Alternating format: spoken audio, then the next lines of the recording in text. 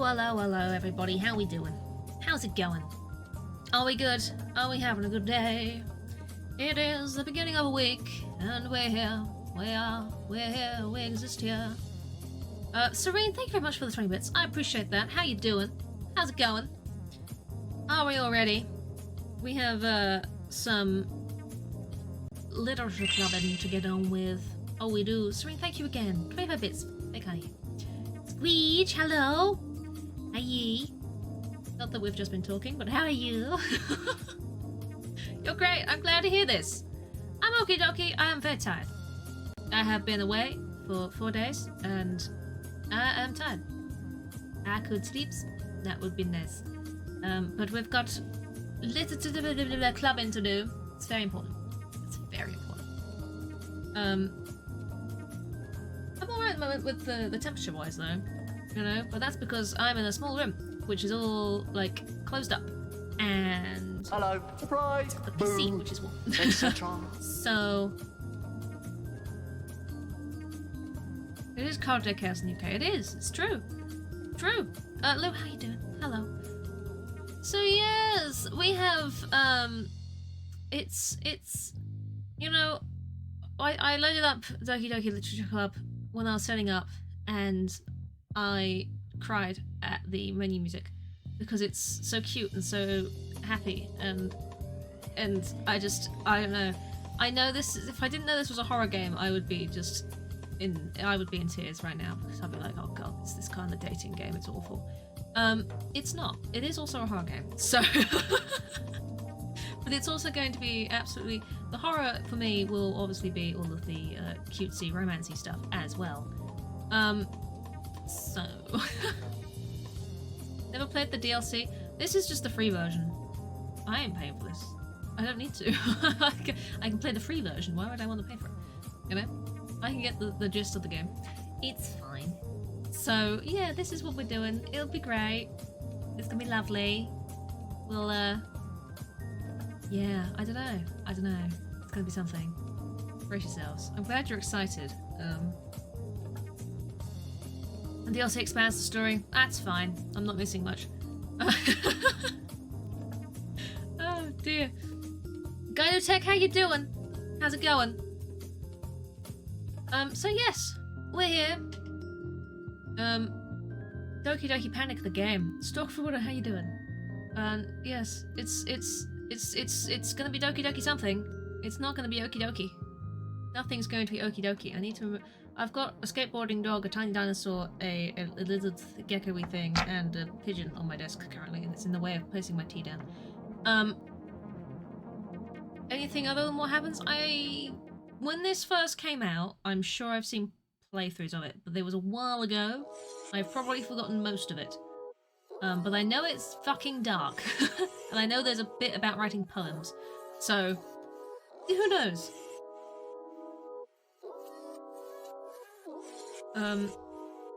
Good rule of thumb, Serene, is just to not... Don't tell me anything. Don't tell me anything. We'll play the game, and if we get to that point that you like, then you can talk about it, but otherwise, don't tell me anything. So, speaking of games, shall we get going? I feel like we should. I mean, I can babble and put it off if you want, but I mean...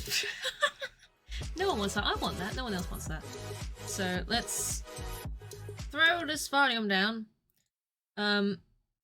It contains anime waifus. It does. The waifu... Oh, such happy music. I don't like it. I don't know why. It just upsets me. This whole screen just upsets me. This whole thing right now just upsets me. So there you go. This is Doki Doki Literature Club. Everything's going through fine. I thought I'd leave it on this just to see if anything went haywire. No, it's all going fine. So the game's free. It is. There is a paid version, but I am playing the free version. So it's a new game time. Please enter your name. I will enter my name. Okay, I've entered my name. There's not gonna be any like voices that hey, this is me now. I have to do this. horrific memories. I mean... I see an annoying girl running towards me from the distance, waving her arms in the air like she's totally oblivious to any attention she might draw to herself. That girl is Sayori, my neighbour and good friend since we were children. You know, the kind of friend you'd never see yourself making today, but it just kind of works out because you've known each other for so long. I know exactly what you mean. Yeah. We used to walk to school together on days like this, but starting around high school she would oversleep more and more frequently, and I would get tired of waiting up. But if she's going to chase after me like this, I almost feel better off running away. However, I sigh and idle in front of the crosswalk and let Sayori catch up to me. Ha! Really? I overslept again, but I caught you this time. Maybe, only because I decided to stop and wait for you. I hate it. I hate this. You're welcome. You say that like you were thinking about ignoring me. That's mean. Well, if people stare at you for acting weird, then I don't want them to think we're a couple or something. No worries, Serene. Enjoy. Thank you for the bits earlier. I do appreciate it. I don't like it. This is the shit that I do for you, alright? For you guys out there. Alright? This is the shit I do. I don't like it. Fine, but you did wait for me after all. I guess you don't have it in you to be mean even if you want to. Whatever you say, Sayori. Really hate it. We cross the street together and make our way to school. As we draw near, the streets become increasingly speckled with other students making their daily commute. By the way, have you decided on a club to join yet? A club? I told you already, I'm not really interested in joining any clubs. I haven't been looking either.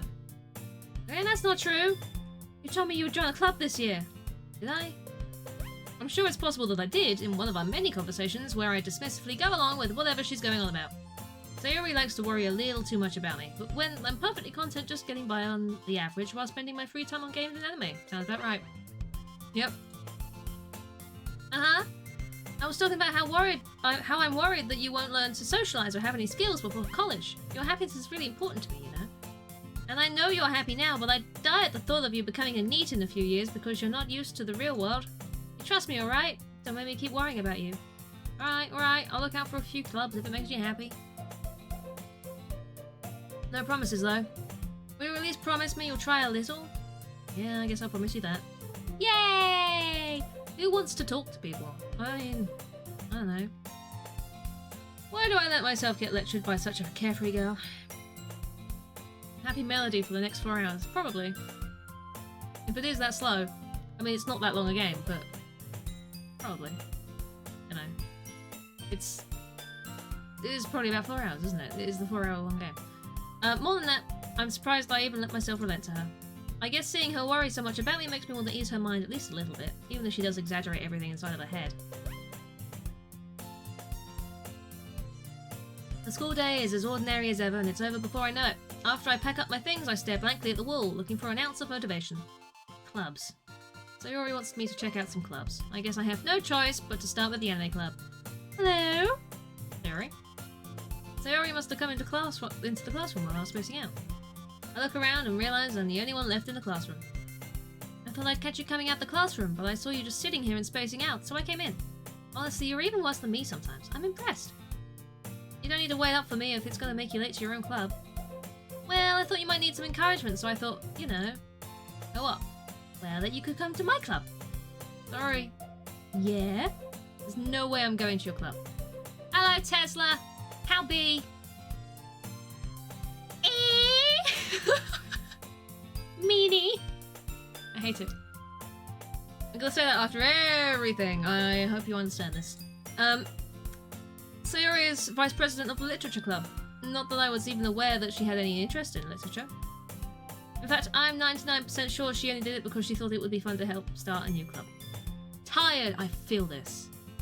Fucking feel this. A long weekend. Quinch!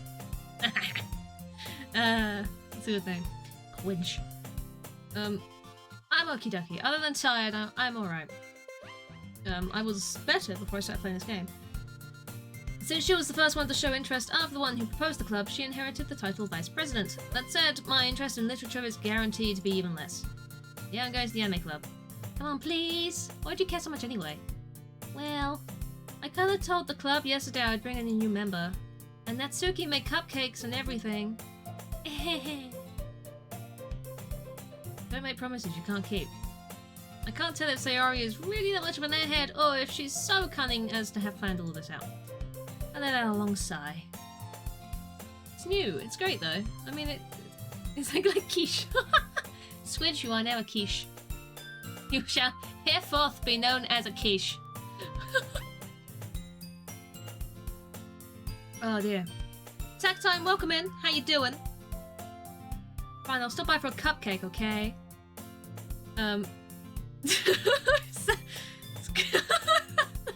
Squidge! Fucking hell, mate. This is why I shouldn't try.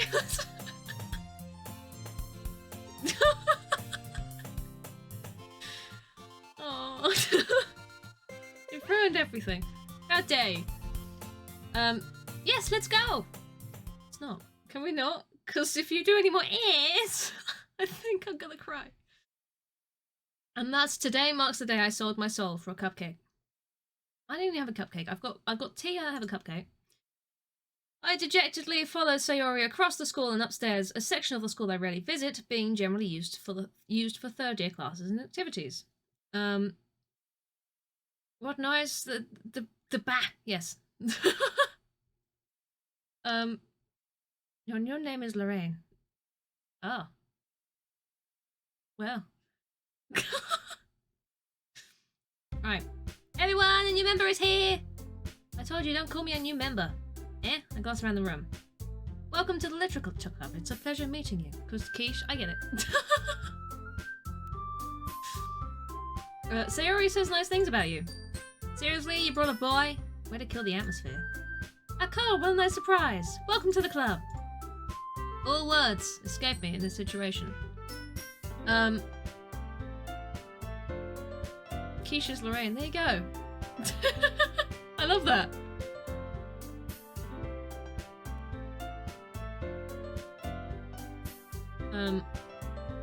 This club is full of incredibly cute girls.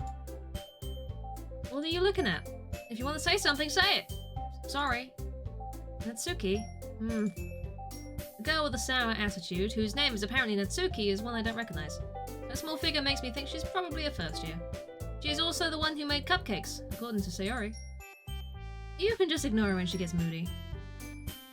Are you into reading? Well, I better be, because I've got a lot of reading going on. And it's a literature club. Sayori says that quietly into my ear and then turns back towards the other girls. A girl drops off her dress at the dry cleaners. As she's leaving, the clerk tells her, "Come here again." She replies, "No, just toothpaste this time." Oh, Melly. Good job. Well done. Thank you for resummon. I appreciate the 24 months. That's 2 years, my dude.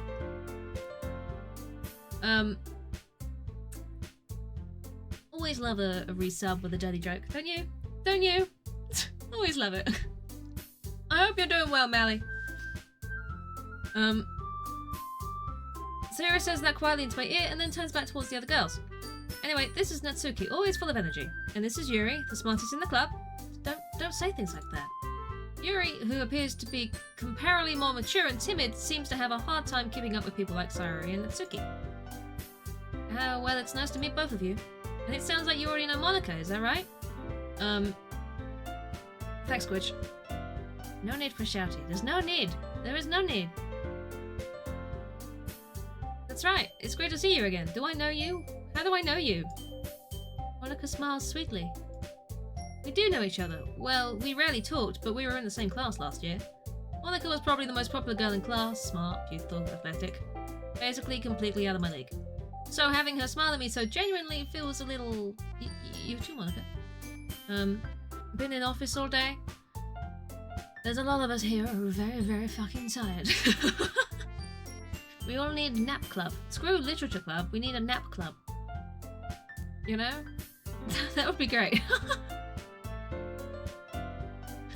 You just... Everyone gets their own bed and you just sleep. That's it. It's also known as nighttime, when everyone tones down for the evening. Tones down, I don't know. Come sit down, Cole. We made room for you at the table, so you can sit next to me or Monica. I'll get the cupcakes. Hey, I made them, I'll get them. Sorry, I got a little too excited. Then how about I make some tea as well? The girls have a few desks arranged to form a table. As Sayori mentioned, it's been widened, so there's one space next to Monica and one space next to Sayori. Natsuki and Yuri walk over to the corner of the room where Natsuki grabs a wrapped tray and Yuri opens the closet. Still feeling awkward, I take a seat next to Sayori. Natsuki proudly marches back to the table, tray in hand. Okay, you ready? Ta-da! Oh. Wow! I hate this so much. Natsuki lifts the foil off the tray to reveal a dozen white fluffy cupcakes decorated to look like little cats. The whiskers are drawn with icing and the little pieces of chocolate were used to make ears. So cute! I had no idea you were good at baking, Natsuki. Yeah, well, you know. Just hurry and take one. Sayori grabs one first, then Monica, I follow. It's delicious! Sayori talks with a mouthful and has already managed to get icing on her face. I turn the cupcake around in my fingers, looking for the best angle to take a bite. Natsuki is quiet. I can't help but notice her sneaking glances in my direction. Is she waiting for me to take a bite? I finally bite down. The icing is sweet and full of flavour. I wonder if she made it herself. This is really good. Thank you, Natsuki. He's flashing at me. Oh, that's flashing at me. Why are you thanking me? It's not like I... Haven't I heard this someone before? Made them for you or anything? Yeah, I thought you technically did. Sayori said, well, maybe, but not for, you know, you, dummy. Alright. I give up on Natsuki's weird logic and dismiss the conversation. Yuri returns to the table carrying a tea set. She carefully places a teacup in front of each of us before setting down the teapot next to the cupcake tray. We keep a whole tea set in this classroom? Don't worry, the teachers gave us permission. After all, doesn't a hot cup of tea help you enjoy a good book? Ah, absolutely. Don't let yourself get intimidated. Yuri's just trying to impress you. Eh? That's not... Insulted, Yuri looks away.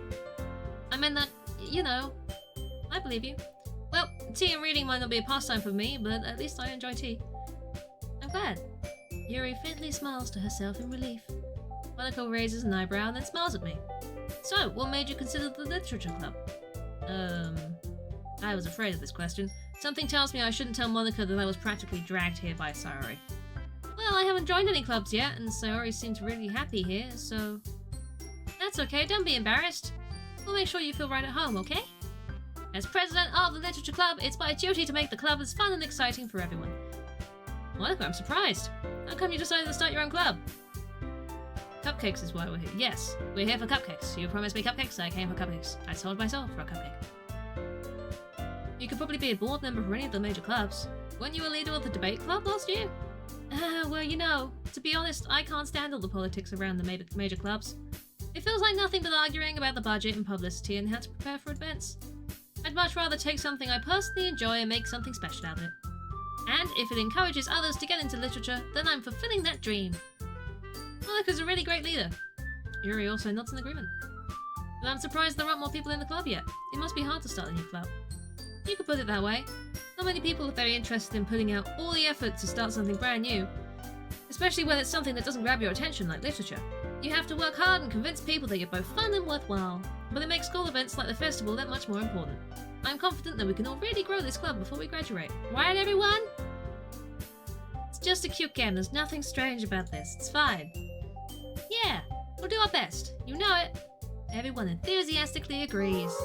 Tactime, thank you very much for the follow. I appreciate that. Such different girls, all interested in the same goal. Monica must have worked really hard to find these three. Maybe that's why they're all so delighted by the idea of a new member joining. Though I still don't really know if I can keep up with their level of enthusiasm about literature.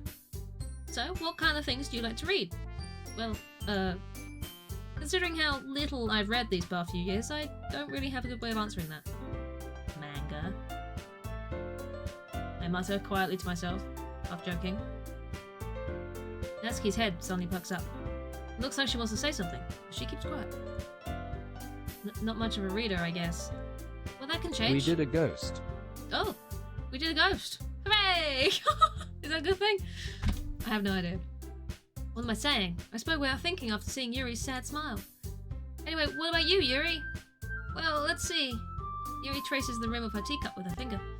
My favourites are usually novels that build deep and complex fantasy worlds. The level of creativity and craftsmanship behind them is amazing to me. And telling a good story in such a foreign world is equally impressive. Yuri goes on, clearly passionate about her reading. She seems so reserved and timid since the moment I walked in, but it's obvious by the way her eyes light up that she finds her comfort in the world of books, not people. I appreciate you not spoiling Attack Time. But you know, I like a lot of things. Stories with deep psychological elements usually immerse me as well. Isn't it amazing how a writer can so deliberately take advantage of your own lack of imagination to completely throw you for a loop? Anyway, I've been reading a lot of horror lately. I read a horror book once. Desperately grasped something I can relate to at the minimum level. At this rate, Yuri might as well be having a conversation with a rock. Really? I wouldn't have expected that, Yuri. Someone as gentle as you. I guess you could say that. But if a story makes me think or takes me to another world, then I can't really put it down. Surreal horror is often very successful at changing the way you look at the world, if only for a brief moment. Ugh, I hate horror. Oh, why's that? Well, Natsuki's eyes darted over to me for a split second. Never mind. That's right, you usually like to write about cute things, don't you, Natsuki? What? What gives you that idea? You left a piece of scrap paper behind the last club meeting. Know what happens in this game? I know a little bit. Not a lot. It looked like you were working on a poem called... Don't say that loud! And give that back! Fine. Your cupcakes, your poems, everything you do is just as cute as you are. Sarah sidles up behind Natsuki and puts her hands on her shoulders. I'm not cute! Natsuki, you've written your own poems? Well, I guess sometimes. Why'd you care? I think that's impressive. Why don't you share them sometime? No! Natsuki averts her eyes. You wouldn't like them. Not a very confident writer yet? I understand how Natsuki feels. Sharing that level of writing takes more than just confidence. The truest form of writing is writing to oneself. I know this game gets significantly darker. And I do know that there's death in this. You must be willing to open up to your readers, exposing your vulnerabilities and showing even the deepest reaches of your heart. Do you have writing experience too, Yuri? Maybe if you share some of your work, you can set an example and help Natsuki feel comfortable enough to share hers. I guess it's the same for Yuri. Oh, I wanted to read everyone's poems. We all sit in silence for a moment. Okay, I have an idea, everyone. Natsuki and Yuri look quizzically at Monika. Let's all go home and write a poem of our own. Then next time we meet, we'll share them with each other. No, it's a poem. That way, everyone is even. Yeah, let's do it. Plus, now that we have a new member, I think it will help us all get a little more comfortable with each other and strengthen the bond of the club. Isn't that right? Monika smiles warmly at me once again. Hold on, there's still one problem. What's that? Now we're back to the original topic of me joining the club. I bluntly come forth with what's been on my mind this entire time. I never said I would join this club. Sayori may have convinced me to stop by, but I never made any decision. I still have other clubs to look at, and, I lose my train of thought. All four girls stare back at me with dejected eyes. But, I'm sorry, I thought... You all... I'm defenseless against these girls. How am I supposed to make a clear-headed decision when it's like this? I'm just disappointed, everyone. I know. Look at them. They're so sad. That is, if writing poems is the price I need to pay and to spend every day with these beautiful girls. Right. Okay, I've decided then. I'll join the literature club. One by one, the girls' eyes light up. Yes! I'm so happy! Sayori wraps her arms around me, jumping up and down. Hey! You really did scare me for a moment. If you really just came for the cupcakes, I'd be super pissed. And that makes it official. Welcome to the literature club. Thanks, I guess. Okay, everyone. I think with that we can officially end today's meeting on a good note. Boop. Are you booping their noses, Tessa?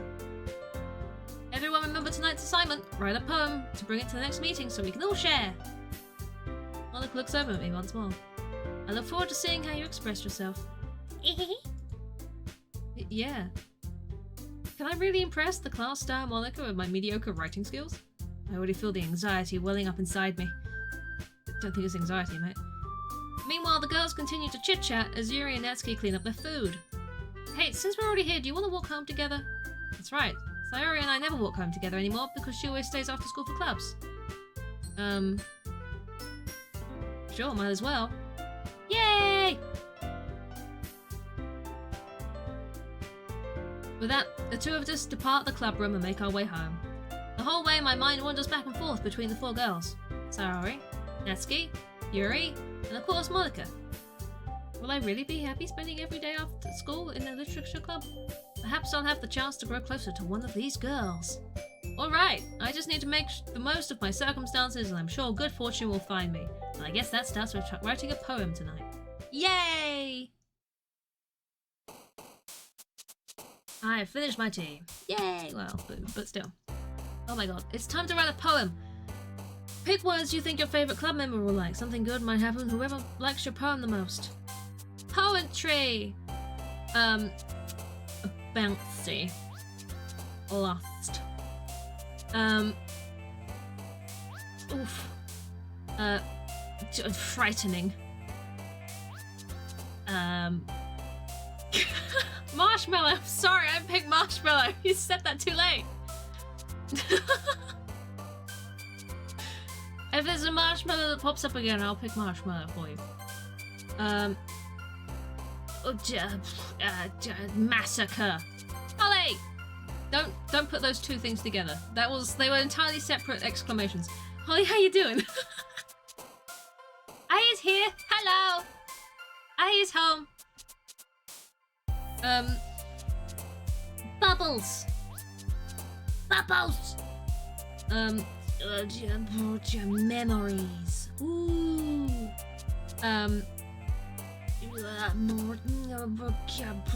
My precious. Oh no, poof. Okay. Okay. Strawberry. Uncontrollable.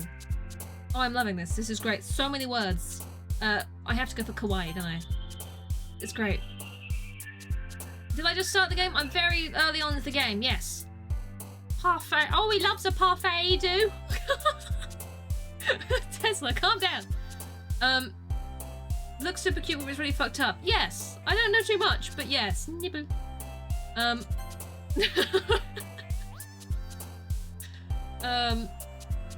Doki Doki. I have to pick Doki Doki, don't I? I mean, come on. Milk. For some reason. Mouse. Pleasure. Nothing to do with mice, just so we're clear. Boop. Okay.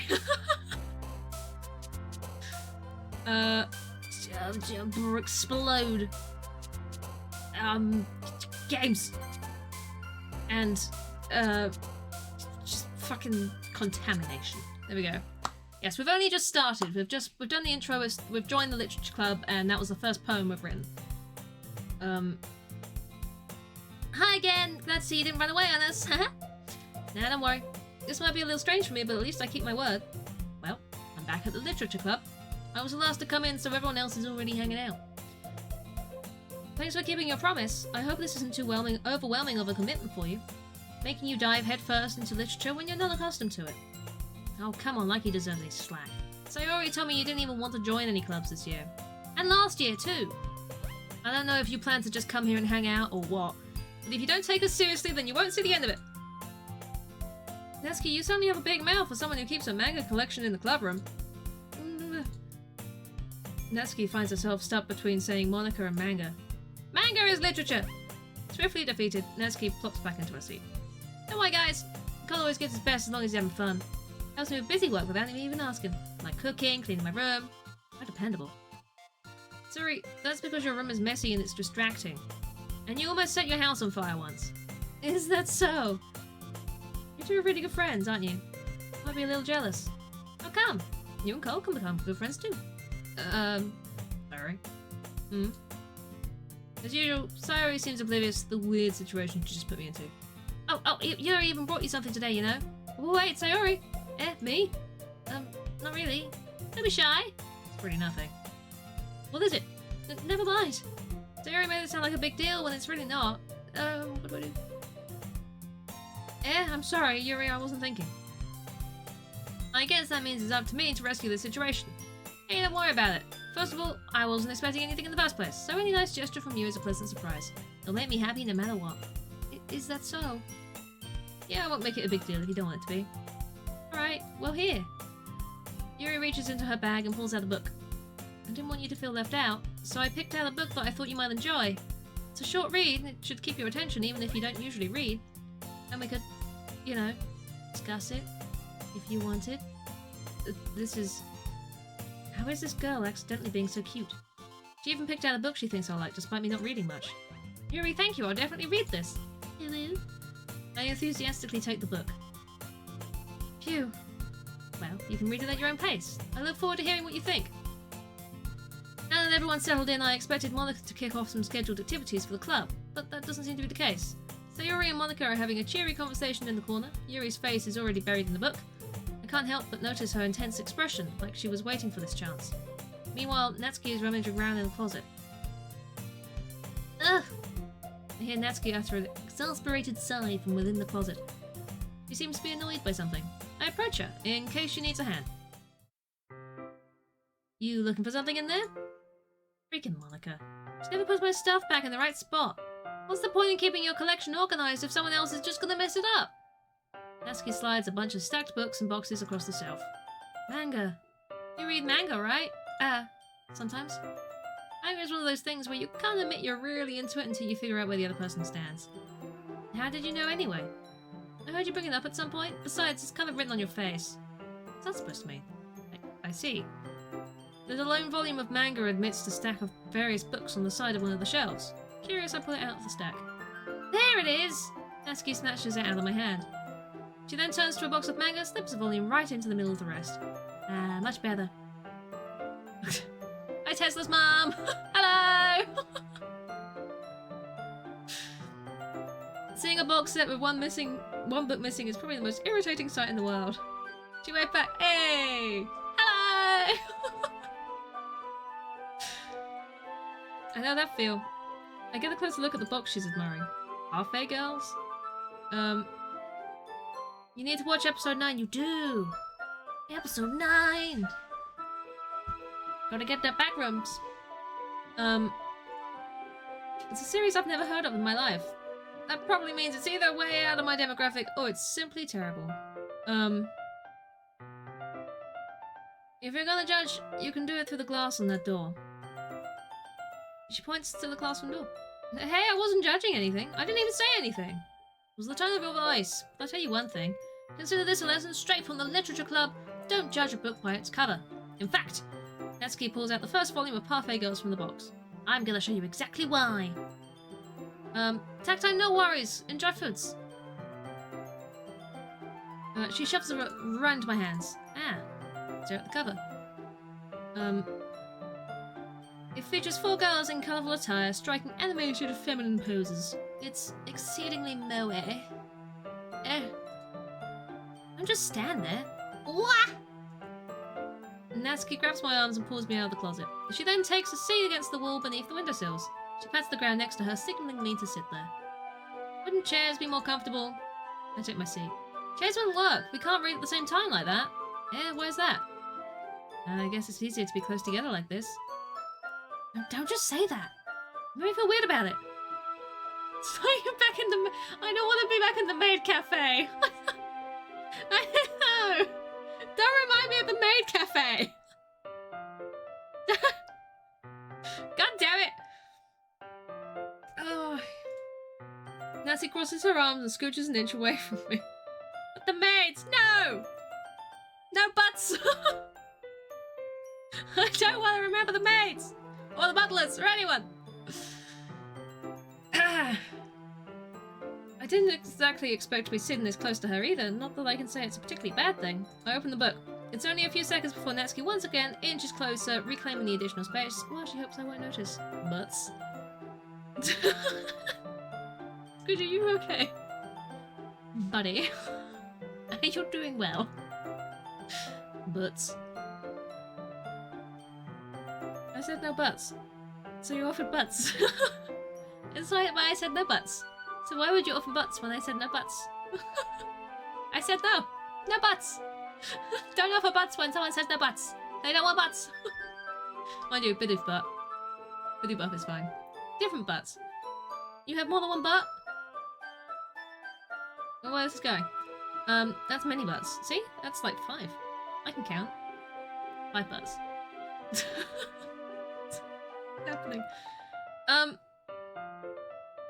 I can feel it peering over my shoulder, much more eager to begin reading than I am. Wow, how long has it been since I read the beginning? Huh? You don't go back and flip through the old volumes every now and then? Not really. Sometimes after I've already finished the series. Hey, you paying attention? I am, but nothing's really happened yet, so I can talk at the same time. It looks like it's about a bunch of friends in high school. Typical slice of life affair. I kinda grew out of these since it's rare for the writing to be entertaining enough to make up for the lack of plot. So, what should I expect from this? Is there going to be plot? Well, obviously. You think I would enjoy something that didn't have plot? I mean, like, I guess I know what you're saying. A lot of the beginning is about simple things. Like, there's a really funny chapter where they're obsessed with a guy at an ice cream shop. But that just helps you to get to know the characters. And besides, it's still entertaining. But later on, there's all kind of drama. And like, when they get into their backstories and when some of the romance starts to happen, that's when it really makes it good. There are so many touching parts. Is that so? It sounds like you really know what you're talking about. Maybe I underestimated you. Hee? Hey, wait! What's that supposed to mean? Natsuki gives me a little shove. I just meant that I haven't yet seen you at your full power. Good save. Now this chapter seems like it's about baking. This is just a guess, but there's never a lot of baking in this manga. Thanks, Squidge. Well, Natsuki pauses for a moment as if she doesn't want to admit something. Yeah. Why does that matter? It doesn't. I was just curious. Since you enjoy baking too, right? That's just a coincidence. I just happened to get into baking around the same time I got this manga. Like I would ever get into anything because it's in the manga. I feel bad for anyone that impressionable. Definitely not a coincidence. I guess that explains Natsuki's interest in baking. Still, of all the hobbies to pick up from a manga, that's definitely one of the better ones. Yeah. Not to mention, she's really good at it, so who am I to judge? Oh, Jesus. Fucking hell. We read on for a few more minutes. Can you stop looking at me like that? It's making me incredibly uncomfortable. The other scene was fine. I finished a couple of chapters at this point. Are you sure this isn't boring for you? It's not. Even though you're just watching me read. Well, I'm fine with that. If you say so. I guess it's fun sharing something you like with someone else. I always get excited when I convince any of my friends to pick up a series I enjoy. Personal space bubble! Exactly. You know what I mean? You don't? Oh, as well, pop, mate. Oh no, what? Don't put it like that! No! Oh. I've already said a terrible thing like that before. That's not... Well, I really wouldn't know. What do you mean? Don't you share your manga with your friends? You don't rub it in. Jeez. Yeah, sorry. Like I could never get my friends to read this. They just think manga is for kids. I can't even bring it up without them being all like, you still haven't grown out of that yet? I just want to punch them in the face. When did the weird stuff happen? I have no idea. I know those kinds of people. Honestly, it takes a lot of effort to find friends who don't judge, much less friends who are also into it. I'm already kind of a loser, so I guess I gravitated towards the other losers over time. But it's probably harder for someone like you. Yeah, that's pretty accurate. Wait, which part? I mean, I feel like I can't even keep it in my own room. I don't even know why my dad would do if he found this. At least it's safe here in the club room. I think Monica was kind of a jerk about it. I just can't win, can I? Well, it paid off in the end, didn't it? I mean, here I am, reading it. No, it's not like that solves any of my problems. Maybe. At least you're enjoying yourself, right? So? Haha. Jeez, that's enough! You're gonna keep reading or what? Yeah. Flip the page. Suddenly Natsuki starts laughing. I totally forgot that happens! Natsuki puts her finger on one of the panels. Minori is my favourite character. You always feel a little bad for her since she's so unlucky. But it gets especially bad when... Ooh! I shouldn't be talking about it yet. Just finish this chapter. Natsuki's voice sparkles with excitement. It's a stark contrast to her usual bossy tone. But if she's not used to sharing her favourite manga with her friends, I can understand why. It's hard to express in words the feeling you get when connecting with someone like that. And being able to provide that to Natsuki, for whom it's a rare experience, the thought makes me smile a little to myself. Okay, everyone! Are you all ready with today's poems? Oh, come on! Could your timing be any worse? Sorry! I just need to make sure we have enough time. Though you do look pretty cozy over there.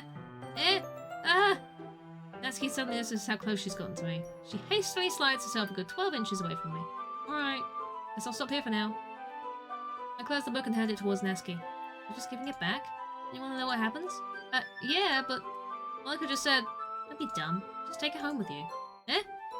Is that really alright? I said that mostly because I didn't plan on using my spare time to read this. Of course. It would take forever to finish if you didn't take it home. Hydrate, I can do that. Thank you, Tessa. Just finish that one before tomorrow so we can start on the next one. And if it gets bent, I'll kill you. By tomorrow? I only got partway through the volume so far. I might fall behind on some shows if I try and get through this. I suppose that's a necessary sacrifice in exchange for seeing Natsuki's enthusiastic face. Or am I more scared of what will happen if I don't finish it? Alright then. I stand up. I return to where I put my stuff and carefully slip the book into my bag. By the way, did you remember to write a poem last night? Yeah. My relaxation ends. I can't believe I agreed to do something so embarrassing. I couldn't really find much inspiration since I've never really done this before. Well, now that everyone's ready, why don't you find someone to share with? Can't wait! Sayori and Monica enthusiastically pull out their poems. Sayori's is on a wrinkled sheet of loose leaf torn from a spiral notebook. On the other hand, Monica wrote hers in a composition notebook. I can already see Monica's pristine handwriting from where I sit. Natsuki and Yuri reluctantly comply as well, reaching into their bags. I do the same myself. Who should I show my poem to first? Who should I show it to? Someone tell me who to show it to. Who are we revealing our poem to?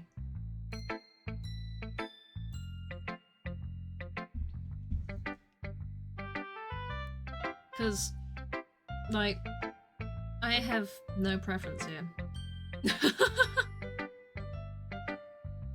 I you know what I mean? I don't know what this does. I don't know whether this is important. It might not be. It might be important. But we'll have to show someone. Someone has to see it. I don't know who.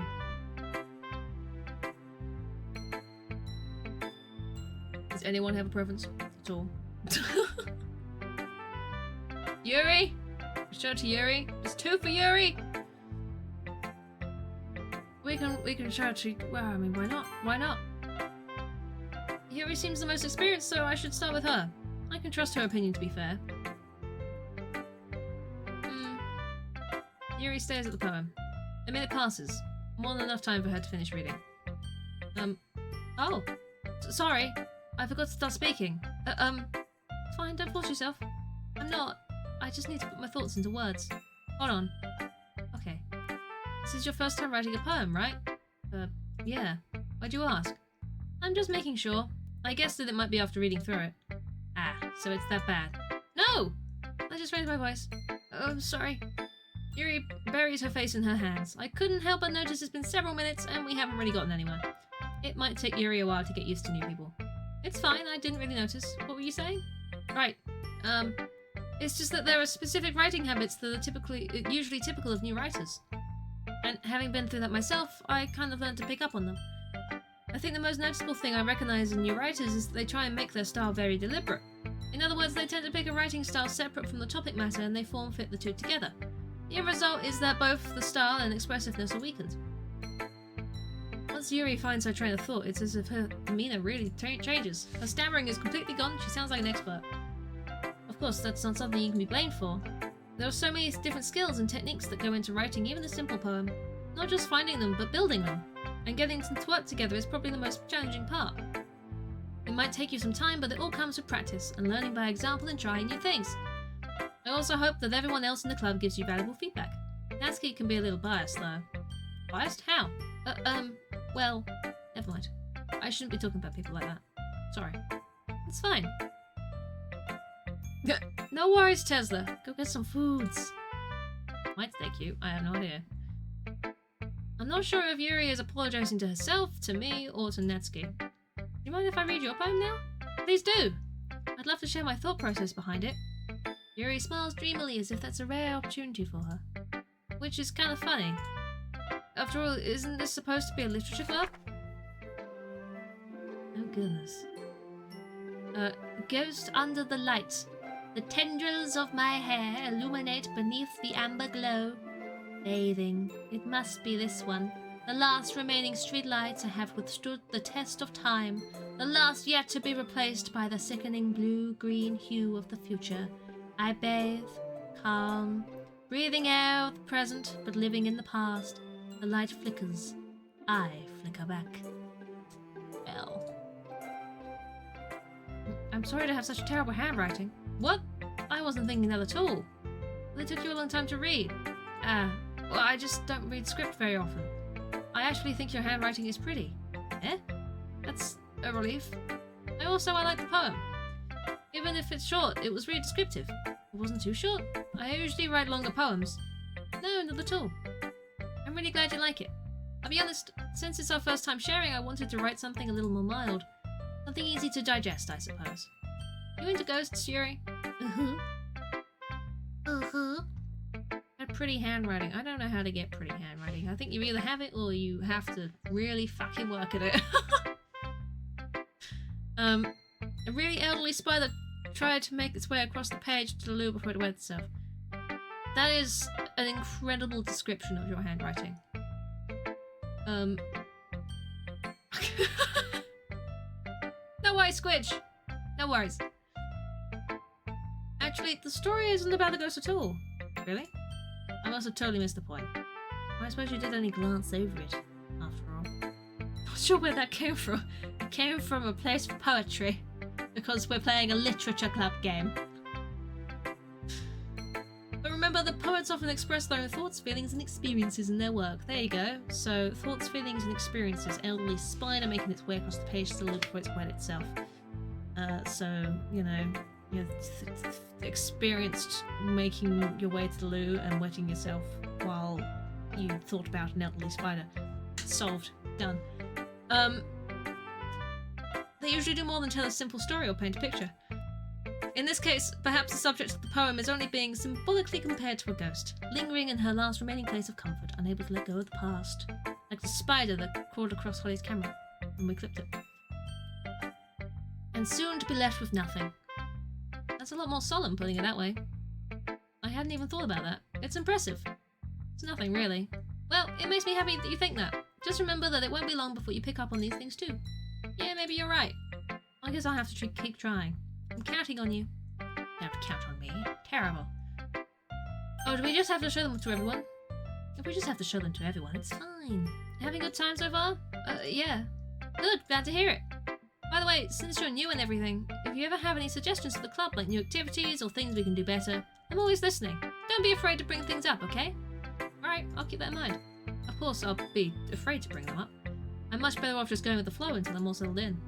Anyway, want to share your poem with me? Kind of embarrassing, but I guess I have to. Don't worry. We're all a little embarrassed today, you know? But this adds to the barrier that we'll all learn to get past soon. Yeah, it's true. Oh, he's prepping his nudes. He's gonna send them out. Bah. Off they go. Land in those DMs. The longer this goes on, the more weird you're hoping it gets. I really don't know. I don't know what to tell you. We'll see. We'll find out. A hand monarch on my poem. I like it. Really? A lot cuter than I expected. Oh, jeez. No. It kind of makes me think of something that... Kind of makes me think of something Natsuki would write. And she's a good writer. So take that as a compliment. You wrote for the first time in months. It's weird to write. You type, not write, you know? Your handwriting has gotten worse, Tesla? It's terrible. How could you? What do you mean it gets worse when you don't do it often? Terrible. If you say so, yep. By any chance, have you read anything by Shel Silverstein? Yeah, maybe a long time ago. He's famous for telling all kinds of stories in just a few simple words. His poems can be funny, endearing, or even sad, and sometimes they're only a few lines long. They might even feel like they're written for kids, but if you think about them, they can express views in the world that apply to anybody. I see. So you're saying that Natsuki is kind of like that? Sort of. Maybe she's not an expert, but you probably won't find much filler in her poems. They might be easy to write, but they're super challenging to get the meaning through. So I can see why it would be your kind of poem to explore. I'm sure I'll end up trying different things a lot. It could take a while before I feel comfortable doing this. That's okay. I'd love to see you try new things. It's the best way to find the kind of style that suits you. Everyone else might be a little biased towards their own kind of styles, but I'll always help you find what suits you the most. So don't force yourself to write in the way that everyone else wants you to write. It's not like you have to worry about impressing them or anything. Anyway, do you want to read my poem now? Don't worry, I'm not very good. You sound pretty confident for someone who claims to not be very good. Well, that's because I have to sound confident. It doesn't mean I always feel that way, you know? I see. Well, let's read it then. Gosh. Hole in wall. It couldn't have been me. See? The direction, the spackle protrudes. A noisy neighbor, an angry boyfriend, I'll never know. I wasn't home. I peer inside for a clue. No, I can't see. I reel blind like the film left out in the sun. But it's too late. My retinas! Already scorched with a permanent copy of the meaningless image. It's just a little hole. It wasn't too bright. It was too deep, stretching forever into everything. A hole of infinite choices. I realize now that I wasn't looking in. I was looking out. And he, on the other side, was looking in. Goodness, your retinas! So what do you think? It's very freeform, if that's what you call it. Sorry, I'm not really the right person to ask for feedback. It's okay. Yeah, that kind of style has gotten pretty popular nowadays. That is, a lot of poems have been putting emphasis on the timing between words and lines. When performed out loud, it can be really powerful. What was the inspiration behind this one? Well, I'm not sure if I know how to put it. I guess you could say that I had some kind of epiphany recently. It's been influencing my poems a bit. An epiphany? Yeah, something like that. I'm kind of nervous to talk about deep stuff like that because it's kind of coming on strongly. Maybe after everyone's better friends with each other. Anyway, here's Monica's writing tip of the day. Sometimes when you're writing a poem or a story, your brain gets too fixated on a specific point. If you try so hard to make it perfect, then you'll never make any progress. Just force yourself to get something down on the paper and tidy it up later. Another way to think about it is this. If you keep your pen in the same spot for too long, you'll just get a big dark puddle of ink. So just move your hand and go with the flow. That's my advice for today. It's a very creepy poem. Thanks for listening! Natsuki will like it then, huh? Okay, well let's start with the things I don't like. First of all, Natsuki rereads my poem. Never mind, I don't feel like giving you my opinion. Then what's the point in sharing in the first place? I wrote this when I could have been doing other things. Ooh. In fact, remember how I said I wanted to read your poems? That's what I had in mind when writing this. I wanted to help you feel comfortable enough to share yours, like Monica said. Ooh. Well, I would be more comfortable sharing my poem if yours was really bad. You were supposed to show me some dumb poem and make me go, ha, well it's not like that great, but let me show you what real literature looks like. And you went and ruined it. I hope you're happy. So in other words, you're saying you liked it. Natsuki's retort gets caught in her throat. You don't understand anything, do you? I already told you that you don't have to go announcing it to the world like you're all self-important. Pretty sure you never said that. I say that mostly to myself. Natsuki must really hate me or something. I can't figure out if this is win or loss that she liked my poem. In any case, you still need to show me yours, right? Dare you not be shit at poetry, how dare I, right?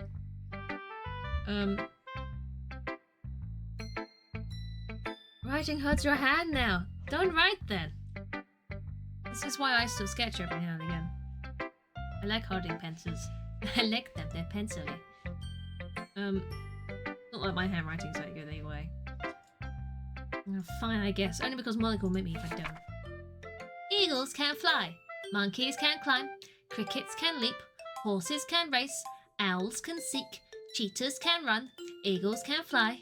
People can try. But that's about it. Well, that's kind of depressing. Yeah. I told you that you weren't gonna like it. Like it? What? Just be honest. I am. Why are you so convinced I wouldn't like it? Well, because everyone in high school thinks writing has to be all sophisticated and stuff, so people don't take my writing seriously. But isn't the point of poems for people to express themselves? Your writing style wouldn't make your message any less valid. Exactly. I like when it's easy to read, but it hits you hard, like in this poem. Seeing everyone around you do great things can be really disheartening, so I decided to write about it. Yeah, I understand. But the other nice thing about simple writing is it puts more weight on the wordplay. Like, I set up for a rhyme at the end and then made it fall flat on its purpose. On purpose. It helps bring out the feeling in the last line. You don't get new juice in your keyboard, Tesla. I know what you mean, but also... Oh! I mean, you know, whatever gets you going. I guess more went into it than I realised. That's what it means to be pro. I'm glad you learned something. Didn't expect that from the youngest one here, did you? Yeah, I guess not. I decided to humour her with that last comment. I don't really care how old everyone is, but if Natsuki's feeling proud, then I won't take that away from her. Last one. This is a good poem. Are you sure it's your first time? Of course. It's not that good. Am I the kind of guy who'll be writing poems in spare time? Yeah, I guess you're right. That's why it impresses me. Well, to be honest, I was afraid that you wouldn't do it seriously, or that you wouldn't write one at all. I'm just really happy that you wrote one. It reminds me of how you're really part of the club now. Oh, Tesla, I know you knew what you were typing. I know. That's why the other day I tweaked my joke to match what I knew you were thinking. You know? It's always with the lewd, isn't it? It's always something dirty going on. Ah. You weren't expecting the other one, no, to be fair. No.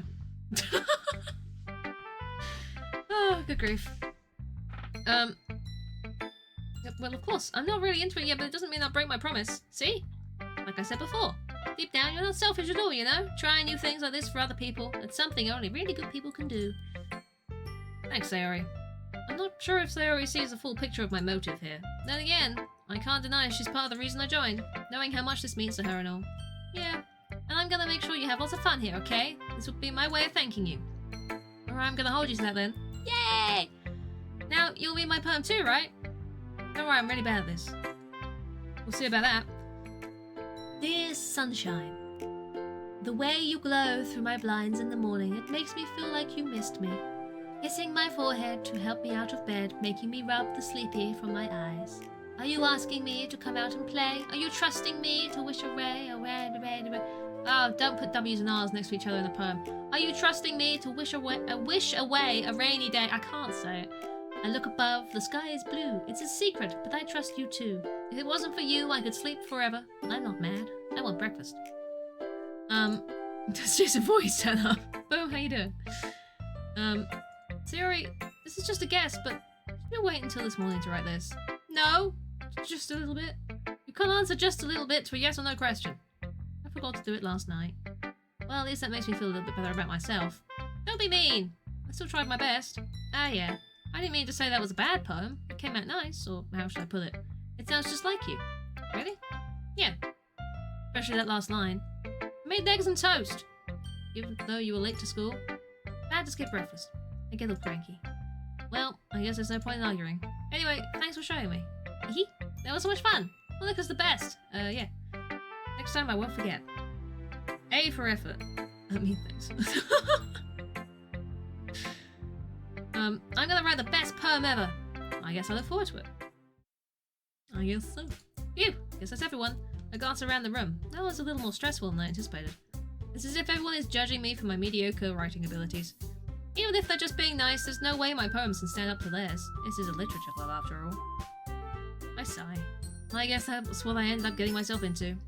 Across the room, Sayori and Monica are happily chatting. My eyes land on Yuri and Natsuki. Feel-good music. It's so happy and so it's just, I don't know, it's something. I don't want to be happy. How dare you? They gingerly exchange sheets of paper, sharing their respective poems. As they read in tandem, I watch each of their expressions change. Natsuki's eyebrows furrow in frustration. Meanwhile, Yuri smiles sadly. Look at this language.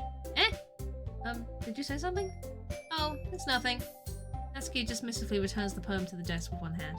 I guess you could say it's fancy. Thanks. Yours is cute. Cute? Did you just completely miss the symbolism or something? It's clearly about the feeling of giving up. How can that be cute? I know that! I just meant the language, I guess. I was trying to say something nice. Eh?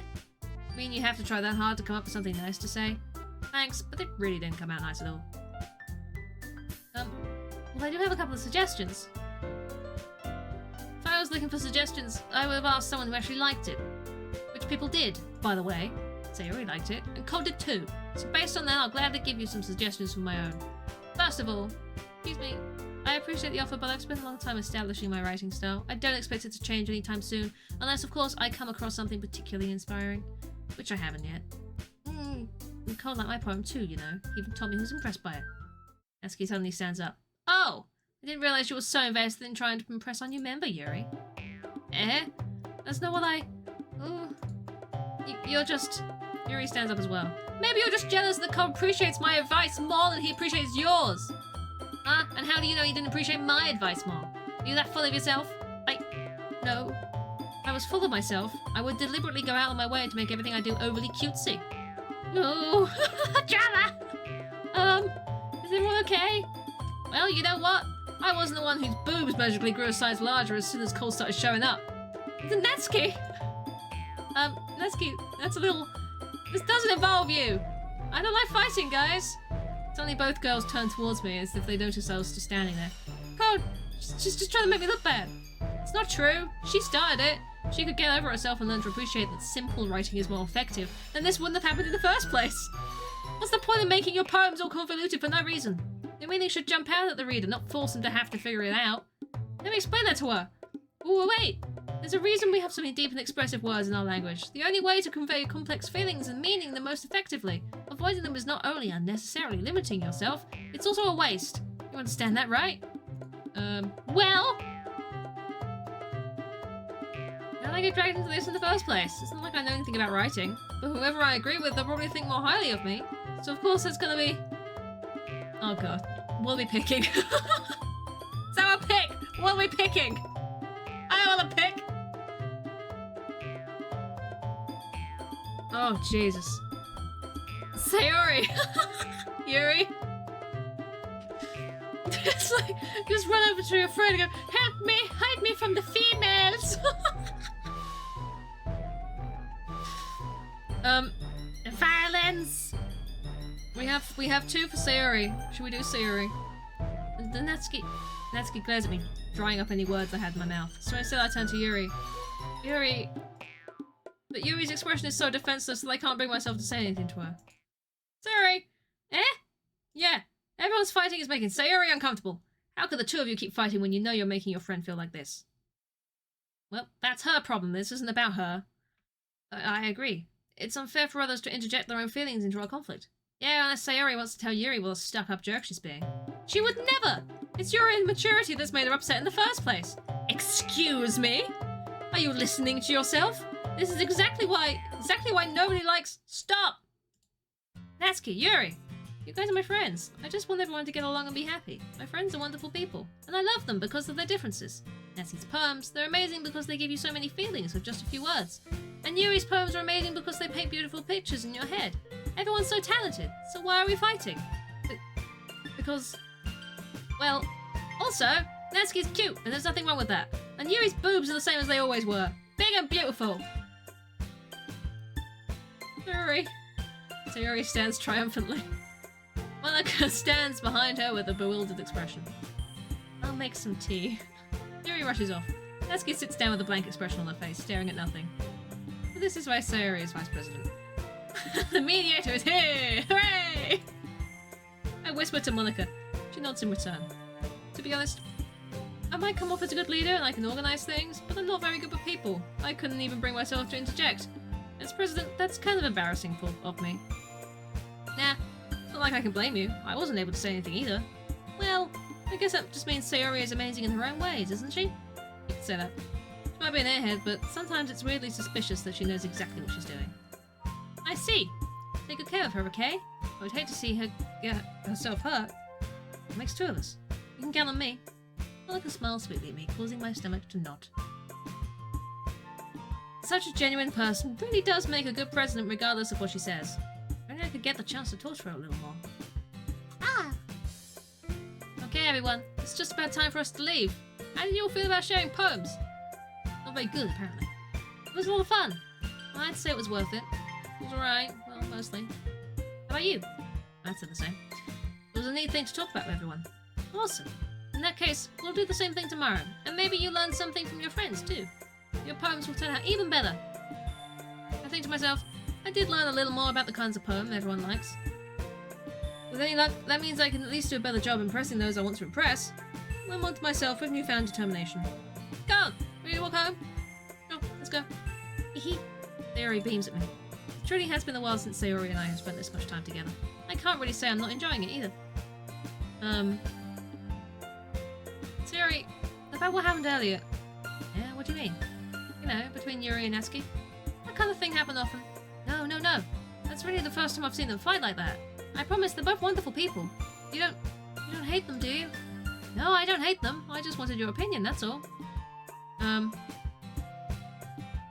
the noises and the music sounds like the lights in 3, 2, 1, go America. You think you need to race? I don't know if I've noticed that. I'm now going to be listening for it. You realise this?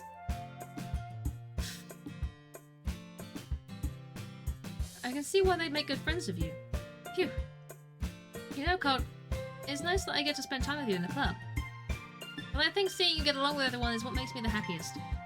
You switched, quick! Or you'll switch. You're switchy. I think everyone really likes you too. That's... Every day is going to be so much fun. So, it looks like Sayori still hasn't caught on to the kind of situation I'm in. Sure, being friends with everyone is nice, but we need to stop there. It just went again. I thought I heard it. I think I know what you're on about. We'll just have to see what the future holds, Sayori. I pat Sayori on the shoulder. I said that more to myself than her, but it's easy to use Sayori as an internal monologue sometimes. Okay. Yeah, let's do this.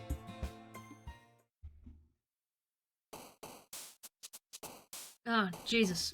Oh, God, I should try another perm. Alright. I'm just gonna pick the words that jump out at me, you know, like, fucking giggle. I don't know. Agonizing. It's an agonizing giggle. It's like a block test. It is! Horror! We did last time, you know. Let's fester this time. Yeah, about that. Clouds. Fester, exactly. Yeah, there you go. Fester. I did games already. Sticky. Marshmallow! There you go. Amazing. Amazing bed. Sticky, yes. Socks.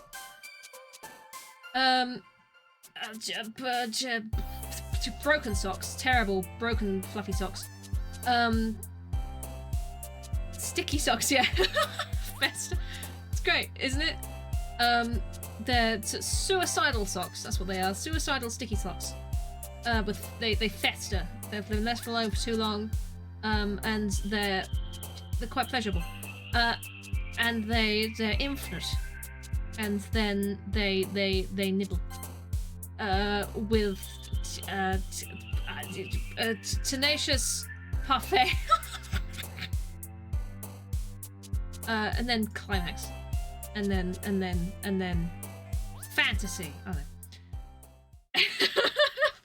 Festering sticky socks. Okay. No worries, Holly. Enjoy foods, and I hope your YouTube's uploads and things go quickly. You know. You're a tenacious parfait. Oh, thank you. Oh dear. Hi, Holly! Feel better soon! Another day passes and it's time for the club meeting already. I've gotten a little more comfortable here over the past couple of days. Entering the club room, the usual scene greets me. I can't... Oh, sorry. Looks like you're in a good mood today. I'm just still not used to being in the club, that's all. I see.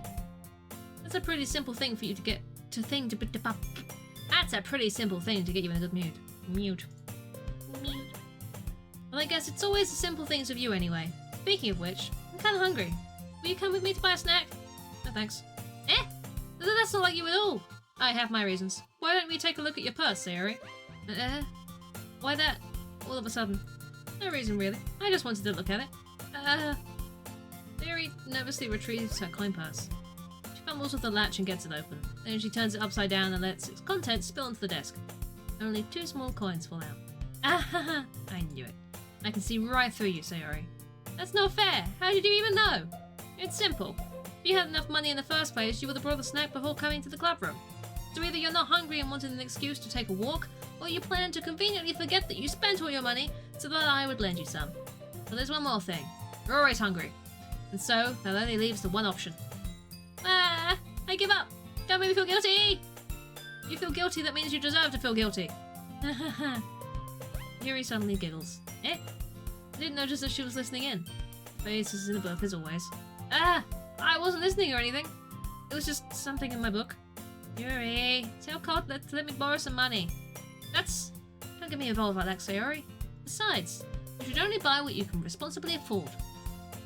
And frankly, after pulling a mischievous little stunt like that, your suffering is fair enough retribution. Ah! I didn't mean that. I got so absorbed into my book. Ooh. I really like when you speak your mind, Yuri. It doesn't happen much, but it's a fun side of you. There's no way you could think that. You were right, though. I did something bad, and now I have to accept the retribution. Ah! Still, coming from you, Sayori, I guess there's a little devil inside of all of us, isn't there? Don't let her fool you. Sayori knows exactly what she's doing. After all, she told you guys she was bringing me to the club before she even told me. But you wouldn't have come if it weren't for the cupcakes, so I had to trick Natsuki into making them. Oh, I'll give you more credit than that, Sayori. Wow. Yeah! You're always hungry. Out of nowhere, something smacks Sayori in the face and tumbles onto the desk. Ow! What was... A cookie! Sure enough, it's a giant cookie wrapped in plastic. Sayori glances around. Is this a miracle? It's because I paid my restitution. Retribution. Actually, that one almost worked. I was just gonna give it to you, but then I heard you blab about the cupcakes. It was totally worth seeing your reaction, though. Natsuki! So nice of you. I'm so happy. Sayori hugs the cookie. Jeez, just eat it. Sayori rapidly tears open the wrapper and takes a big bite. So good. Sayori suddenly clasps her hand over her mouth. I bit my tongue. I'm going through a hell of a lot over one cookie. Natsuki takes a bite of her own cookie. Ah, yours looks really good too, Natsuki. Can I try it? Jeez, beggars can't be choosers. Yours is chocolate. Yeah, why do you think I gave you that one? Fine. Still, I'm really happy that you shared this one with me.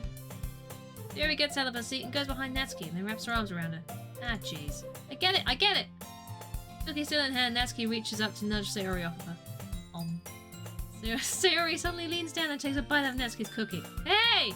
Did you seriously just do that? Ooh, mouthful, Sayori trots away to safety. Yuri and I laugh as well. Jeez, you're such a kid sometimes. Monica, can you tell Sayori? Natsuki glances around. Cookie thief! Don't steal people's cookies! Monica isn't in the club room. Oh, where's Monica anyway? Good question. Have any of you heard anything about her being late today? Not me. No, I haven't either. That's a bit unusual. Hope she's okay. Of course she's okay. She probably just had something to do today. Pretty popular after all. You don't think she has a... I wouldn't be surprised. She's probably more desirable than all of us combined. Yeah, that's true. Excuse me? Suddenly the door swings open. Sorry! I'm super sorry! There you are. I didn't mean to be late. I hope you guys weren't worried or anything. Monica chose the club over her boyfriend after all. You're so strong-willed. Boyfriend? What on earth are you talking about? Monica quizzically glances at me. Never mind that. What held you up anyway? Well, my last period today was study hall. To be honest, I kinda just lost track of time. That makes no sense, though. You would have heard the bell ring, at least. I must not have heard it since I was practicing piano. Piano? I wasn't aware you played music as well, Monica. I don't really. I just kinda started recently. I've always wanted to learn piano. That's so cool! You should play something for us, Monica. Monica looks at me. Maybe once I get a little better, I will. Yay! That sounds so cool! I'd also look forward to it. Is that so? Monica shush. In that case, I won't let you down, Cole. Monica smiles sweetly. I didn't mean any pressure or anything like that. Don't worry. I've been practicing a whole lot recently. And I really love the chance to share one, so I'm ready. I see. In that case, best of luck. Thanks. So I didn't miss anything, did I? Not really. I choose to leave out Sayori's mischievous escapade. I'm sure Natsuki will end up complaining to her anyway. Looks like everyone has already settled down. Sayori somehow already finished her entire cookie. Yuri is back to her book, and Natsuki's disappeared into the closet. Man, looks like no one wants to be bothered today. I slumped down in the nearest desk. How am I supposed to occupy myself with something like literature related by myself like this? Guess I could always read some of the book Yuri gave me, but I'm feeling a little too tired to read. I could probably fall asleep right now. I close my eyes and end up listening in on Sayori's conversation with Monica. I'm probably gonna seem really lame compared to all the other clubs though.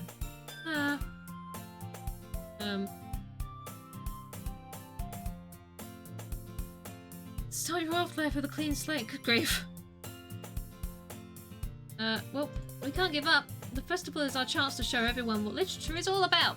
The problem is that the idea of the literature club sounds too dense and intellectual. But it's not like that at all, you know? We just need a way of showing that to everyone. Something that speaks to their creative minds. That doesn't solve the problem though. Yeah, what do you mean? Even if we come up with the most fun thing ever, no one will come in the first place if it's a literature event. So it's more important to figure out how to get people to show up in the first place, you know? And after they come, we can do the thing to speak to their creative minds. What's this? Sayori is taking this really seriously. Rare to hear her deliberating like this. That's a good point. In that case, do you think food will do the trick? Well, what kind? Well, I guess we could... Cupcakes! Good thinking. Natsuki would love to do that. You're right. Natsuki makes the best cupcakes. That works out perfectly. That wasn't why you suggested it? Cupcakes speak to my creative tummy. Cupcakes it is then. I'm hungry. Anyway, we still need to work out the details of the event itself. I find myself smiling. In the end, Sayori is still her usual self. But therein lies the unexpected reason I admire her. Unlike me, who has trouble finding any motivation at all, Sayori can put her mind to things and make them come to life. I suppose that's why I end up letting her get on my case about things. I can't help but wonder what it would be like to see the world through her eyes. Oh, Jesus, she's gotten really fucking close. Don't get that close, because you get more blurry. Don't do it. Don't do it. Wah! I opened my eyes to find Sayori's face filling my vision. I nearly fell out my chair. Sorry. Wait. Actually, I'm not sorry at all. It's your fault for sleeping like that. This isn't the napping club. Does our school have a napping club? I want a napping club. I said this earlier. You're staying up late again, aren't you? Now that you're in a club, you're gonna have less time for anime, you know. You need to get used to it. Don't say that so loud. I glanced over my shoulder to see if Monica overheard. It's true, though. Yeah, I know. You're always looking out for me, Sayori. It's what I do best. That's a problem. What about you? You look out for me better than you look out for yourself. You're still oversleeping every day, aren't you? Eh? Not every day. That's not very convincing. How many days this past week have you gotten up on time? It's a secret. I knew it. Come on, at least give me the benefit of the doubt. I can't even do that. Look, Sayori, it's written all over you. Sayori glances around at herself. How is it written all over me? You were clearly in a rush this morning. Your hair is sticking out all around here. I run my fingertips down the side of Sayori's hair, trying to straighten it out. Man, you really need to brush for this. My hair's just really hard to get right. I won't fall for that. There's more than just your hair. Look, your bow isn't straight either. There's toothpaste stain, your collar right here. Tried to wipe the stain off with my finger. But nobody would ever notice that. Of course they would. Nobody's going to tell you about it because they don't want to embarrass you. Fortunately, I don't really care about that. No ice squeeze! Enjoy foods! Eat all the nums. Hey, you meanie. You don't even keep your blazer buttoned up. Seriously, Sayori. Why do you think you don't have a boyfriend yet? That's super mean! Sorry, but you'll thank me later. Starting to button her blazer from the bottom. Once you see how much better it looks, you'll change your mind. This is so funny. What is? Well, I was just thinking about how weird it is to have a friend who does these kind of things. Don't say that. You'll make me feel weird about it, stupid. Okay, though. I'm happy we like this. Aren't you? I guess. Hey, be careful. The button might come off. Why is this one so hard to close? I struggled to fully close the button near her chest. Does this thing even fit you properly? It did when I brought it. If you ever buttoned it, you would have noticed soon that it doesn't fit you anymore. What are you smiling about? It means my boobs got bigger again. Don't say that out loud. Anyway, you look so much better now. The horror game rating online was a troll. Oh, it's not. Don't worry, it's definitely not. Why does this feel so strange? Why does it feel strange to see Sayori's blazer buttoned up like that? It's so stuffy. Oh, it's not worth it at all. Sayori hastily unbuttons her blazer once more. Phew! That's so much better. Sayori puts her arms out and twirls around. If I keep it unbuttoned, then I won't get a boyfriend, right? What kind of logic is that? And why are you saying like it's a good thing? Because if I had a boyfriend, then he wouldn't even let you do things like this. You take care of me better than anyone else would anyway. So that's why I'm keeping it unbuttoned. Stop saying all these embarrassing things. Eh? I didn't say anything embarrassing. Jeez. Well, anyway, just focus on trying to wake up a little earlier. Only if you focus on going to bed earlier. Fine, it's a deal. I guess we really are better at taking care of each other than we are at taking care of ourselves. I guess so, huh? Maybe you should come wake me up in the morning. Doing it again, Sayori. Ah, but I was joking that time. It's impossible to tell with you sometimes. Okay, everyone. Monica suddenly calls out. Why don't we share the poems we wrote now? Yay! God, I can't wait to read yours. Yes, same. I felt sad and enthusiastic, but Sayori still trots away to retrieve her poem. Let's show Sayori first. Seems we're talking to her anyway. Oh my goodness, this is so good, Cole. I love it. Especially after yesterday's poem. You're too honest sometimes, Sayori. No, but really, I want to put this on my wall. Can I? Sayori, I must be seriously overreacting. I'm not a good writer at all. Honestly, I have no idea what I'm doing. Well, maybe that's why. Because I have no idea what I like either. Jeez. I'm sure Yuri's opinion has to be a little more constructive than this. Maybe even Natsuki's. Are you sure you don't like it just because I wrote it? Well, I'm sure that's part of it. I think I understand you better than a lot of other people, you know? So when I read your poem, it's not just a poem. It's a cop poem. That makes it feel extra special. Like I can feel your feelings in it. Sayori hugs the sheet against her chest. How weird, Sayori. Well, I'm not very good at figuring out if poems are good or bad, but that's just why I go by my heart. If it makes me feel things, then it must be a good poem. I'm not sure that's exactly how it works. Then again, I guess conveying feelings is a pretty important part of this whole thing. Yeah, maybe. Honestly, I don't know what kind of writing you like in the first place. Tesla, thank you. Yes, please do try and refrain from shouting in the chat. That would be ideal. Me neither, huh? Why don't you at least try giving it some thought? Oh, you want to write something for me? That's so sweet! Yeah, right. But you're always thinking about other people. You need to think about yourself once in a while. If you don't, you might end up getting hurt at some point. Well, I don't really know what you mean, but I'll try and keep it in mind. Well, whatever. Anyway, let's see. I guess I like happy poems. Wait, sometimes I like sad poems too. Sometimes a little bit of both. There's a word for that, right? What's the word I'm looking for? Bittersweet. Yeah. I like things that are happy and things that are sad. Happy and sad? I can't see you liking something sad, Sarah. Well, I like happy the most, but sometimes when you have a little rain cloud in your head, a sad poem can give the rain cloud a little hug and make a nice happy rainbows. Jerry, that's unexpectedly poetic. It is. Maybe I'm getting better at expressing my feelings after all. Thanks, Cole. Should go write that down then. You can read my poem now, okay? Oh, gosh. Bottles. I pop off my scalp like the lid of a cookie jar. It's the secret place where I keep all my dreams. Little balls of sunshine all rubbing together like a bundle of kittens. I reach inside with my thumb and forefinger and pluck one out. It's warm and tingly, but there's no time to waste. I put it in the bottle to keep it safe, and I put the bottle on the shelf with all the other bottles. Happy thoughts, happy thoughts, happy thoughts in bottles all in a row. My collection makes me lots of friends. Each bottle a starlight to make amends. Sometimes my friend feels a certain way. Down comes a bottle to save the day. Night after night, more dreams. Friend after friend, more bottles. Deeper and deeper my fingers go, like exploring a dark cave. Excuse me? Discovering the secrets hiding in the nooks and crannies. Digging and digging, scraping and scraping. Would you shush? I blow dust off my bottle caps. It doesn't feel like time elapsed. My empty shelf could use some more. My friends look through my locked front door. Finally all done, I open up and in come my friends. In they come in such a hurry. Do they want my bottles that much? I frantically pull them from the shelf, one after the other, holding them out to each and every friend, each and every bottle. But every time I let one go, it shatters against the tile between my feet. Happy thoughts, happy thoughts, happy thoughts in shards all over the floor. They were supposed to be my friends who aren't smiling. They're all shouting, pleading, something. But all I hear is echo, echo, echo, echo, echo inside my head. Holy crap. Sayori, did you really write this? Of course I did. Didn't I tell you yesterday I was going to write the best poem ever? Yeah, but I didn't expect something like this coming from you. Monica taught me a whole lot, and I've been really in touch with my feelings recently. I see that. It's almost kind of creepy. Creepy?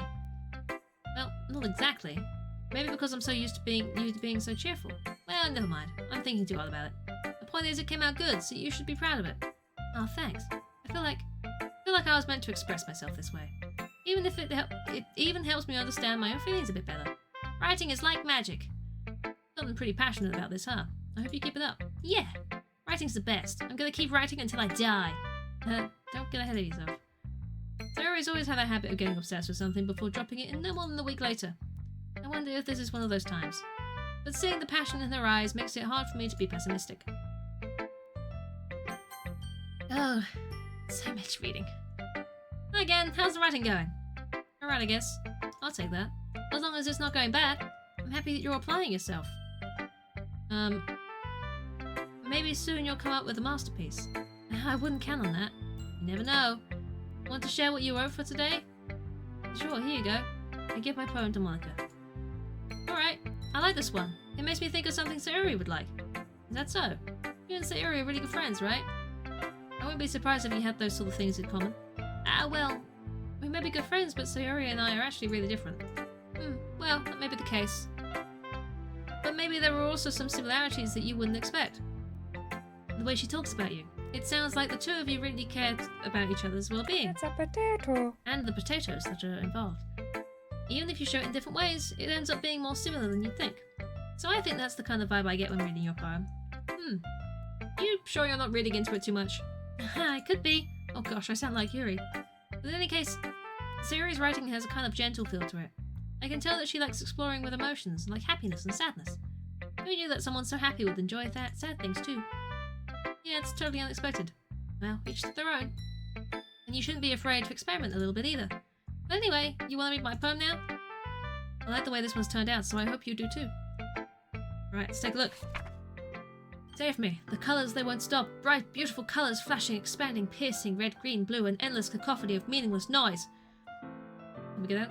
The noise, it won't stop. Violent, grating waveforms, squeaking, screeching, piercing, sine, cosine, tangent, like playing a chalkboard on a turntable, like playing a vinyl on a pizza crust, an endless poem of meaningless. Load me. Load me!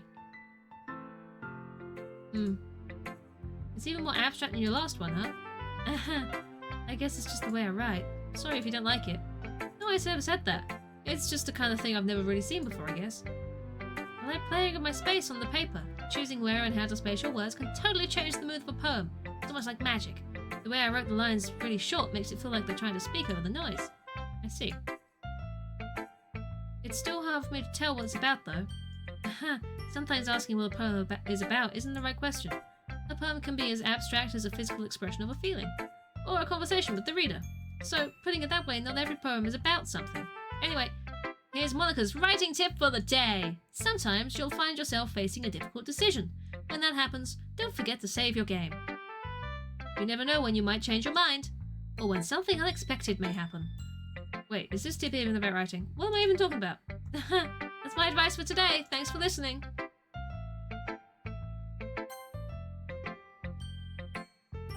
Message received. It's not terrible.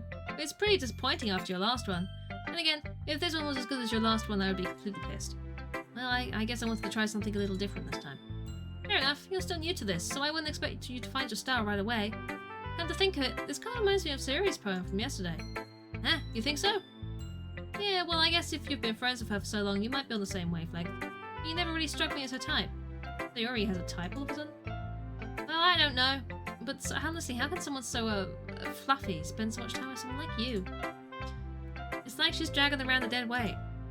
It's a little unnecessary. But think of it this way. If it weren't for me, she would probably just fly away like letting go of a balloon. You could say we take care of each other in our own way. Whatever it is, I don't get it. Oh yeah, I guess I'm supposed to show you my poem. Yeah. Amy likes spiders. You know what I heard about Amy? Oh, I've scrolled down too far, that's what. Amy likes spiders. Icky, wriggly, hairy, ugly spiders. That's why I'm not friends with her. Amy has a cute singing voice. I heard her singing my favorite love song. Every time she sang the chorus, my heart would pound to the rhythm of the words. But she likes spiders. That's why I'm not friends with her. One time I hurt my leg really bad. Amy helped me up and took me to the nurse. I tried not to let her touch me. She likes spiders, so her hands are probably gross. That's why I'm not friends with her. Amy has a lot of friends. I always see her talking to people. She probably talks about spiders. Well, if her friends start to like spiders too. That's why I'm not friends with her. It doesn't matter if she has other hobbies. It doesn't matter if she keeps it private. It doesn't matter if it doesn't hurt anyone. It's gross.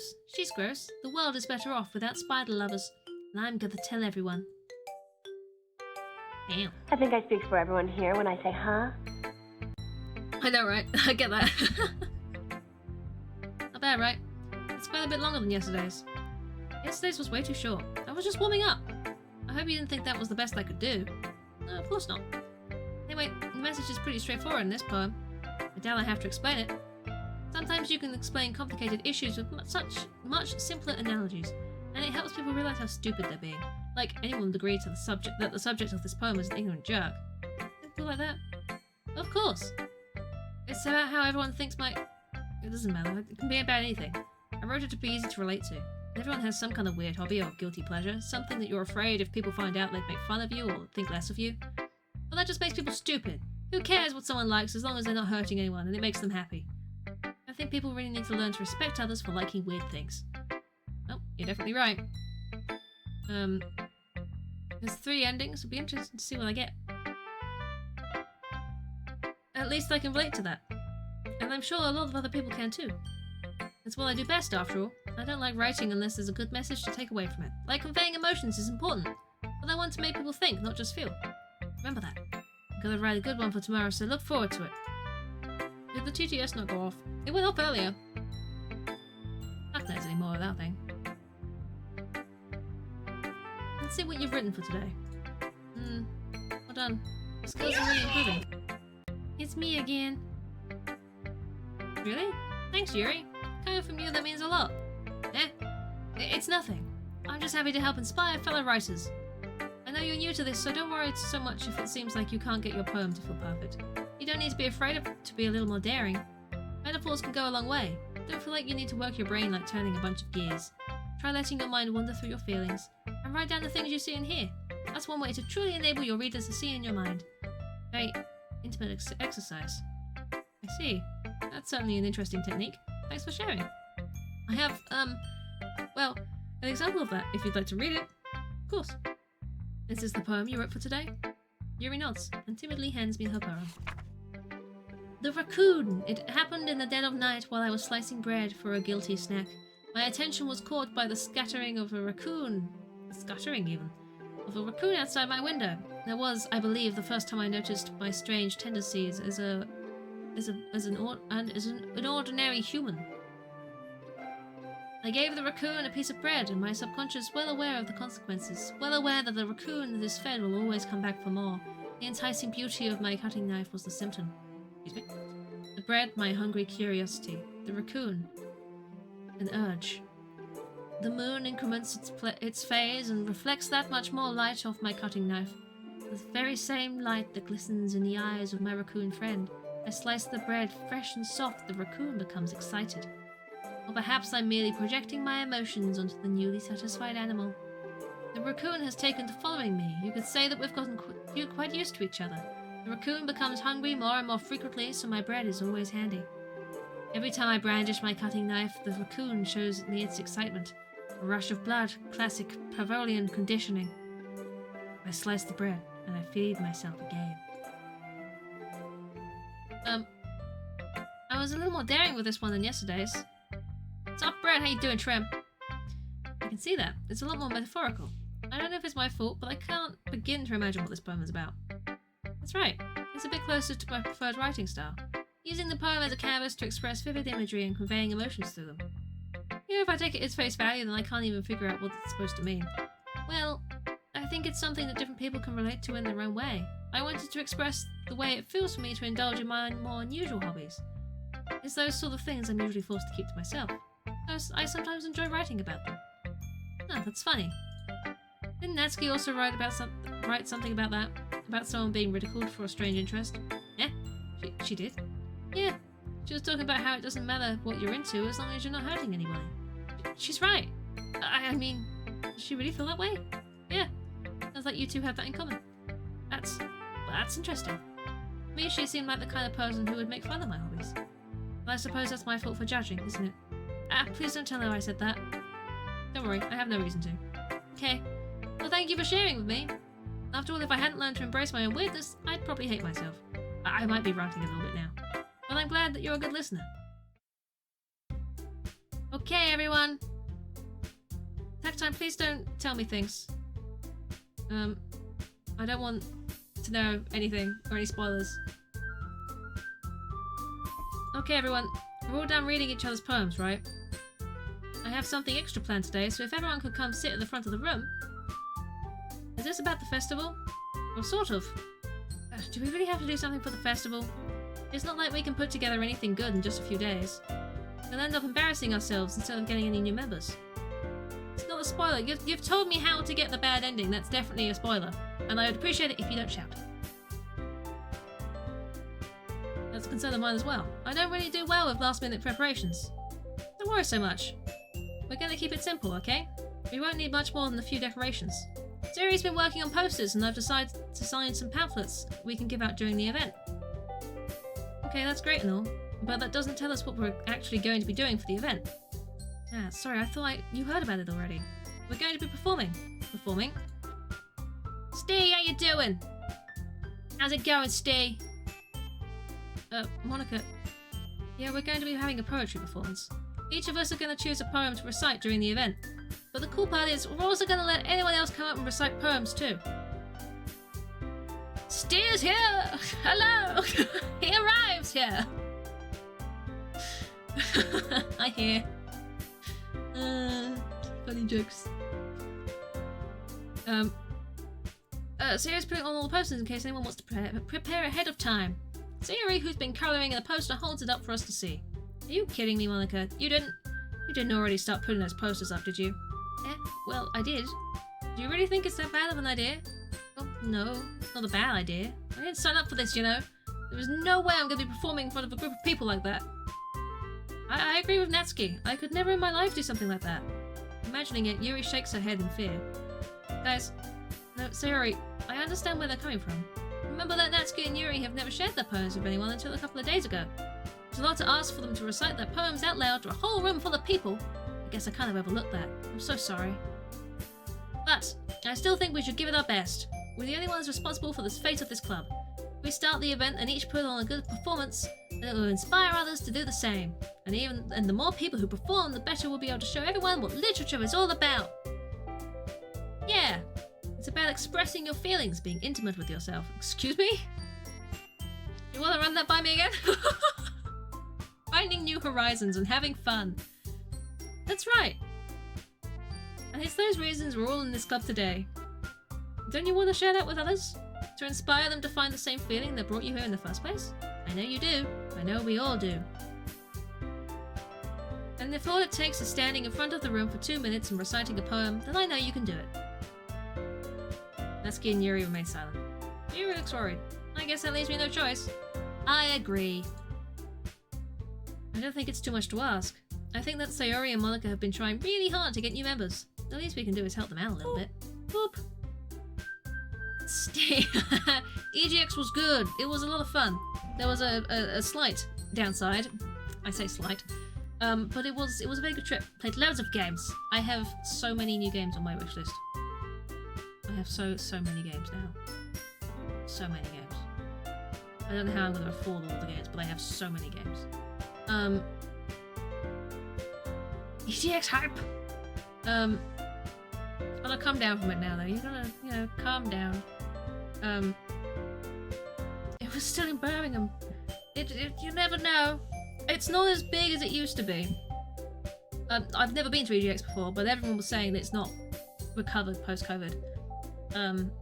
But it's, there was enough there. We got around lots and lots of games. We actually got to play them as well because it was crowded in some of the days, but it wasn't majorly crowded in places.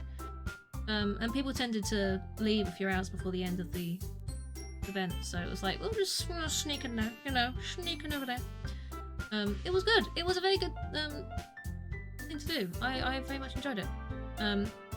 Yes, we did try the new Mario. 3 of us gave that one a good go. It's really fun. I don't think it's something I'd enjoy as much on my own, but when you're jumping around with other people, it is good shit. It is good shit. Free food and drink. They were giving away slices of Freddy Fazbear's pizza. And at the rate they were giving away these slices, I'm surprised they had enough. Quite honestly. But otherwise, most of it was paid for. I mean, they did canned wine and they were extortionate. They had the Destiny 2 display. We saw Destiny cosplayers, but they didn't have anything from Destiny there. It was, you know, there was Nintendo were only showing off their Mario game. And then you had Sega with Sonic, you had Atlas there with Persona 3 Reloaded and Persona 5 Tactica. And they were kind of the main big events there. And the rest of it was a lot. There was loads of retro on one side of the hall, and on the other side it was all indie games and like solo developers or people doing master's degrees and universities and things. So there wasn't, you know, a huge amount of like big names there, I suppose. But that was enough. That was enough. We got around. Right, what were we doing? What's going on? We were talking to people. It looks like Natsuki doesn't have any arguments left. Okay, fine. I guess we'll just have to get over with. Alright. Phew. Thanks, Natsuki. What about you, Yuri? Yuri dejectedly glances around at everyone else's expectant faces. I guess I don't really have a choice. No, that's everyone. You're the best, Yuri. This club is seriously going to be the death of me. Oh gosh. You'll be fine, Yuri. But anyway, let's move on to the main event. I want each of you to choose a poem of yours. We're going to practice reciting them in front of each other. No way! Monica, this is too sudden. Well, if you can't recite a poem in front of the club, how do you expect to do it in front of strangers? Oh no. Don't worry. Ramcore, how are you doing? Thank you for the follow. Welcome in. I hope you're doing well. I'll start off to help everyone feel a little more comfortable. Can I go next? Of course. Now let's see. Monica flips through her notebook to the specific poem she has in mind for herself. She then stands beside the podium. The title of this poem is The Way They Fly. Monica begins reciting her poem. Her clear, confident voice fills the room. More than that, her inflection is pristine. She knows exactly how to apply emotion behind each line. She recites, bringing the words to life. Is this something she's done before, or is she simply a natural? I glance around me. Everyone has their eyes on Monica. So Yuri looks amazed.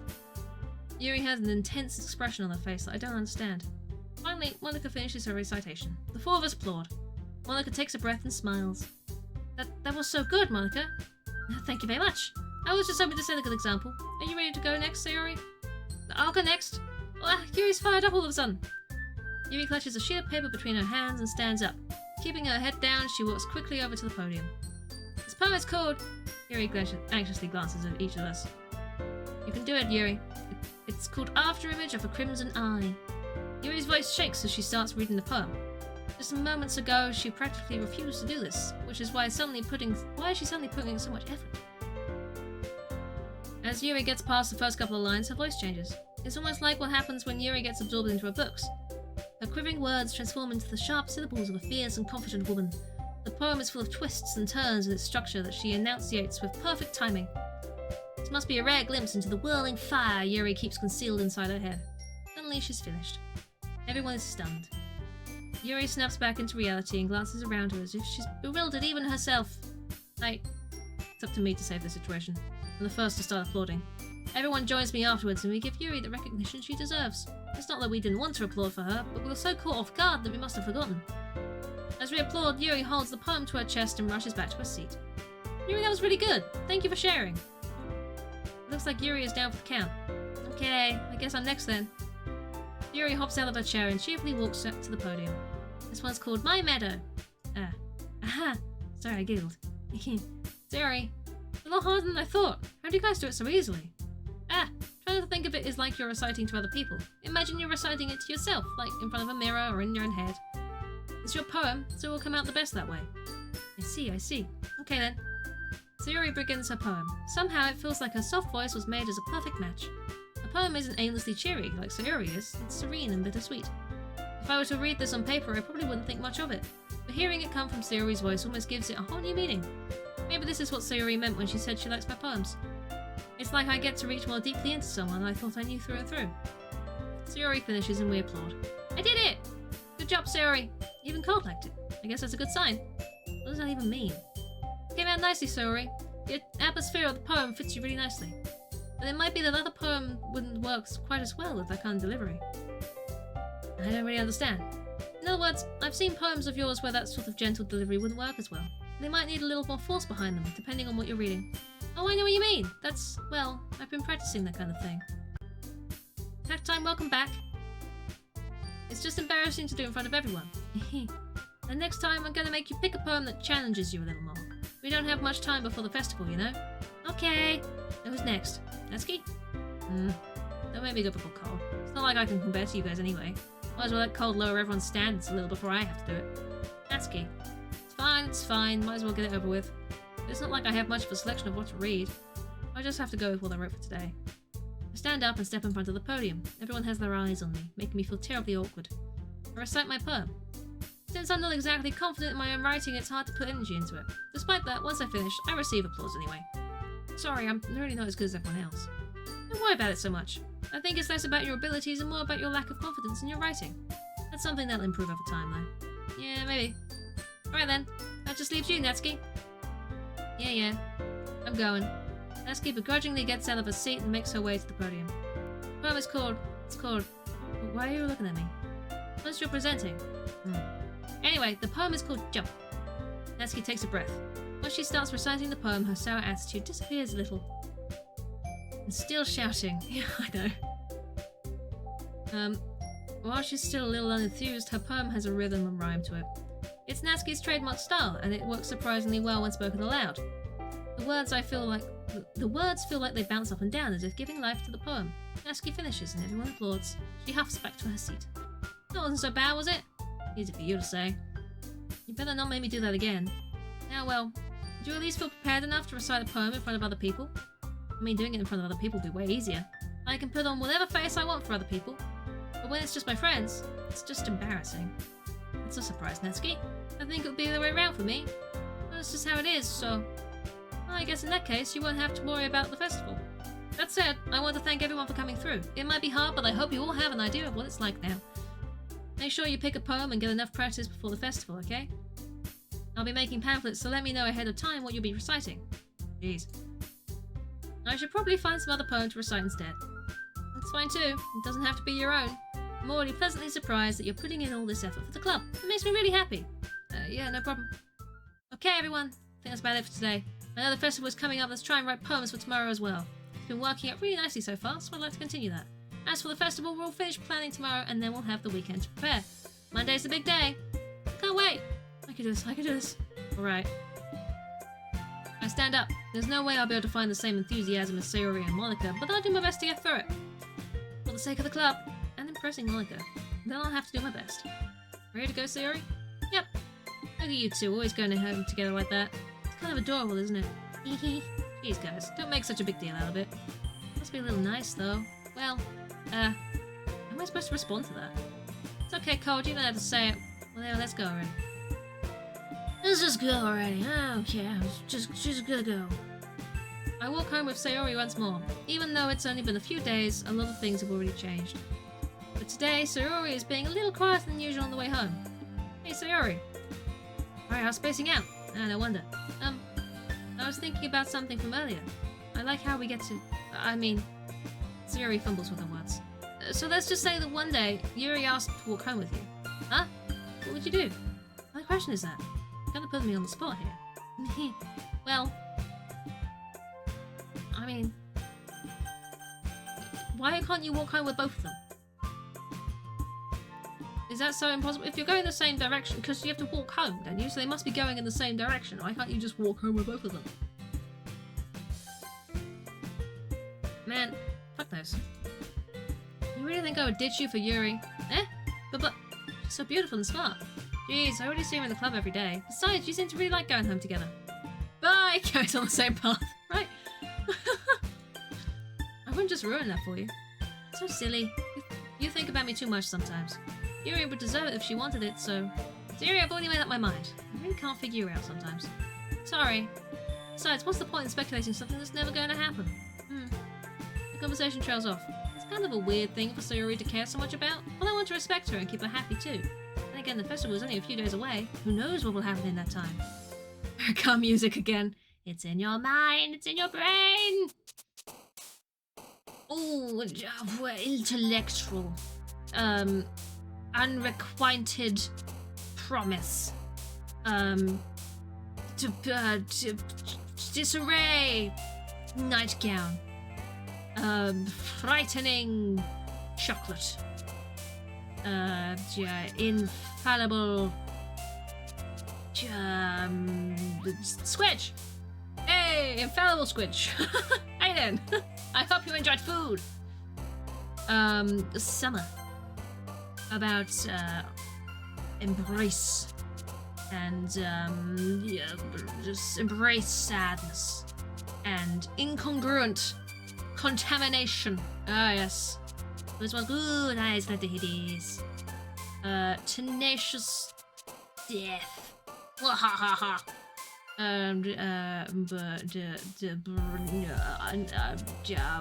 Cheeks. And shame. And ambient rose and lollipop. Yes! Ah yes, I think that's a hit, that poem. Oh man, last one here again. Alright, I just walked in too. Were you practicing piano again? Yeah. Must have a lot of determination. Starting this club and now picking up piano. Well, maybe not determination, but I guess passion. Remember that the club wouldn't be here if it wasn't for all of you. And I'm super happy that you're all willing to help out for the festival too. I can't wait for the festival, it's gonna be great. Eh? Weren't you complaining about it just yesterday, Natsuki? Oh yeah, I'm not talking about our part of the festival. But it's a whole day of school where we get to play and eat all kinds of delicious food. You sound a bit like Sayori all of a sudden. Monica, do they usually have fried squid? Squid? It's a pretty specific thing to look forward to. Oh, come on. You saying you don't like squid? You, of all people? Where's the new juice involved? Oh no. Yeah, I didn't say like I don't like it. Besides, what do you mean by all of you people?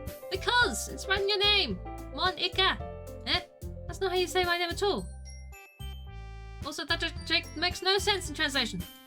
Never mind. There's no new juice. Boo. Lack of new juice makes everyone sad. Let's just focus on the road event for now, okay? Pork chops, potato croquettes, and veg. Very nice. Oh, potato croquettes, man. Fine. Your reactions aren't as fun as Yuri's or Sayori's anyway. Excuse me. Where is Sayori anyway? Oh, there you are. Sayori is sitting at a desk in the corner of the room looking down at nothing. I walk over to her. Hey, Sayori. I wave my hand in front of her face. Eh? You're spacing out again. Sorry. Don't mind me. You can go talk to everyone else. Huh? Is everything alright? Of course! Why wouldn't it be? It feels like you're a little off. I've had croquettes for literal years. You need to get some, Tesla, obviously. It's important. Sorry for assuming things.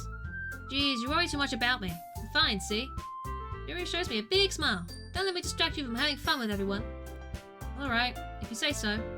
I worldly glanced at Sayori before turning back towards everyone else. But the conversation has already dispersed with everyone back at their usual activities. Maybe I should ask Monica if she's noticed anything about Sayori recently.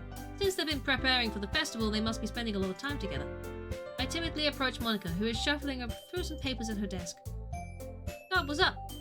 Hey, this might sound a little strange, but have you noticed anything up with Sayori recently? Anything up with her? In what way do you mean? Maybe I'm reading into it a little too much, but she seems a bit downcast today. Oh, you think so? Can't say I've noticed anything about her. Monica peers across the room at Sayori, who is idly dragging a rubber eraser up and down her desk. Maybe there's something on her mind. But I'm surprised I'm not the one asking you. You certainly know her a lot better than I do. Yeah, but she's never really like this. She's always talked to me about things that bothered her. But this time when I asked her, she was really dismissive. Sorry, I know it's not your problem. I just wanted to ask if you knew anything, so I'll drop it now. No, it's important to me too. I mean, I'm also friends with her. I also care about the well-being of my club members, you know? Maybe I'll try talking to her myself. Hey, you sure about that? She seemed like she wants to be left alone. You sure? Maybe she just has a hard time bringing it up with a person of interest. Person of interest? What do you mean by that? I'm saying that maybe the thing on the mind is you. Me? How on earth would you come to that conclusion? Well, I probably shouldn't say too much, but Sayori talks about you more than anyone else, you know? She's been so much happier ever since you joined the club. It's like an extra light was turned on inside of her. What? No way. Sayori is always like that. She's always been full of sunshine. It's not any different now than it always has been. You're so funny. Have you thought that maybe you've always seen her as so cheerful? Because that's just how she is when she's around you? I said too much. I'm sorry. What do I know anyway? I didn't mean to jump to conclusions, so you should just forget about what I said. I'll try to talk to her, so try not to think about it for now. Alright. Monica smiles meaningfully. I know she said to forget about it, but I already know that I won't be able to get her words out of my head. Monica stands up from her desk and walks across the room to where Sayori is sitting.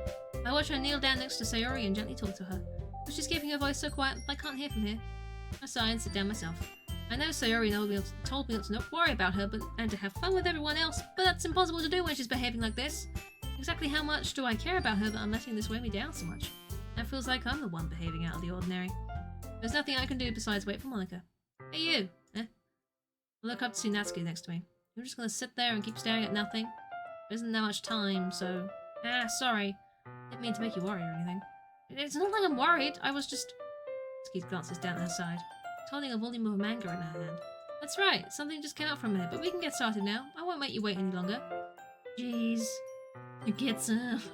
I see what you did there, Tesla. Oh, you made it dirty again. Oh. Now you make me feel like a jerk. If someone's bothering you, then you can just tell me to leave you alone, and I will. I mean, assuming you didn't feel like talking about it or anything. She practically mumbles that last part. I'm probably making it seem like a bigger deal than it is. I've just been thinking about Sayori, that's all. Sayori? Thinking about her? Yeah, she seems pretty down today. She didn't want to admit it to me, so I can't help but wonder if something happened to her. Oh. Natsuki exhales. Well, first of all, you should really work on your phrasing. But anyway, your best friend, right? Yeah, I guess so. Yeah. In that case, I think you should trust her a little more. If she needed you, then you would be the first person she would go to, right? Well, I guess that's true. I mean, some people just have those days. You can't always avoid it. If anything, she probably doesn't want you to worry about her because it's not important. Yeah, that's kind of what she said to me. Maybe it's not right for me to go against her wishes. Exactly. If she needs you to worry about her, then it'll be a lot more obvious. Yeah. I should have thought about it that way from the start. Natsuki fiddles with the book she's holding in her hands. She really means a lot to you, doesn't she? Don't get the wrong idea or anything. We've just been friends for a long time. It's normal to be worried about your friends. I mean, you were worried about me, so... I was not! Jeez, if you're fine, then let's hurry up and get started already. Yeah. Okay, everyone. After some time passes, Monica calls out to the club room. Why don't we share our poems now? Before I know it, everything is back to normal. Everyone goes to retrieve their poems, and I do the same. I make eye contact with Monica and she smiles at me. I wonder what she was talking about with Sayori. Who knows? Who should I show my poem to first? I don't know. It's Yuri. I don't know. You've interacted least with this character. God, this is wonderful. I can feel the emotion that you've poured into it. Is this the result of trying what I suggested yesterday? Yeah, I guess so. You did a good job explaining. I really wanted to try giving it more feeling. Yuri visually swallows. Even her hands appear sweaty. I'm not used to this. Used to what? I don't know. It's fine. Take your time. Yuri breathes and collects her thoughts. I know that Yuri likes to think before she speaks, so I offer that patience to her.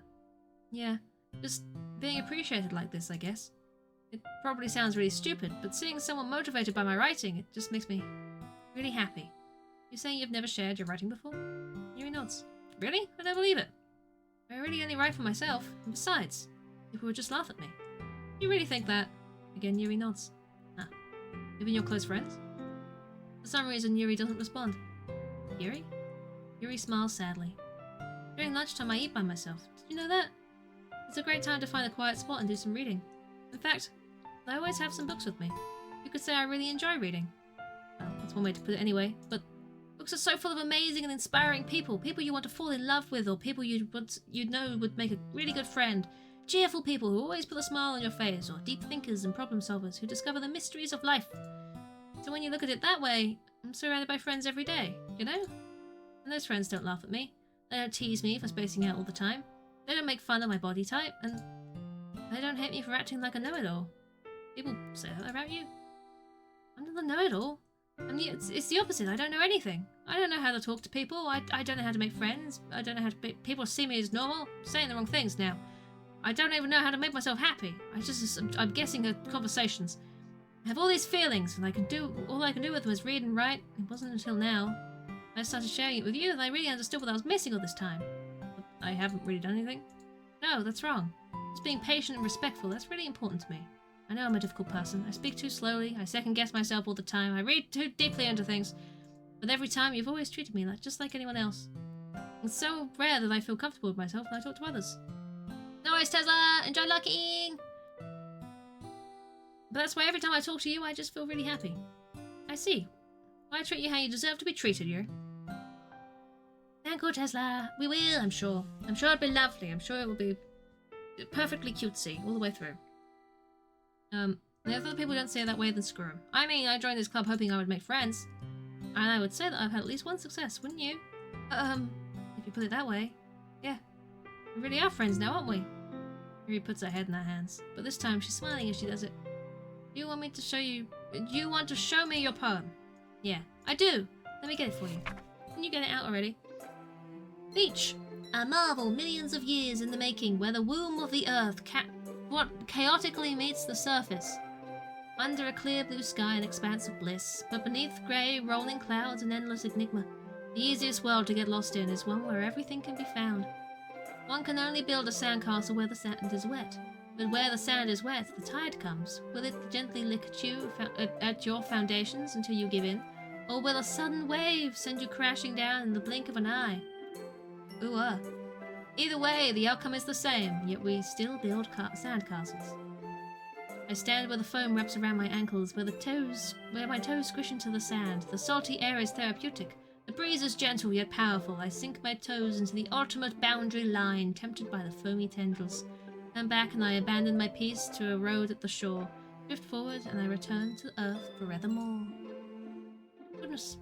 I'm aware that the beach is kind of an inane thing to write about, but I did my best to make a metaphorical approach to it. You said a lot. You didn't even want to write about it. Oh, you haven't heard? After yesterday, Natsuki and I, well, it was amusing that we wrote about something similar in such different ways, so Natsuki wanted us to write about the same topic as each other again. I suppose I'd better compare the differences in their writing styles, or thought processes. Anyway, it was her idea. Knowing her, it's no surprise that she'd want to do something like that. She probably just wants to show off. It's not like I have a particular interest in her writing style, I just went with her request. But I suppose it's not so bad to write about something simple on occasion. It can be refreshing, you know? It's good for me to calm my thoughts once in a while. Yeah, I think I agree. Thanks for sharing. Bye! Nice, I guess. Come on, I can really tell you don't like it. Well, you don't need to worry about what I think. After all, you wrote this for someone else, didn't you? Probably Yuri. Eh? I didn't write this for anyone specifically. Maybe. Not really what I meant, though. But it's okay. You're making new friends, just like I was hoping. That makes me really happy.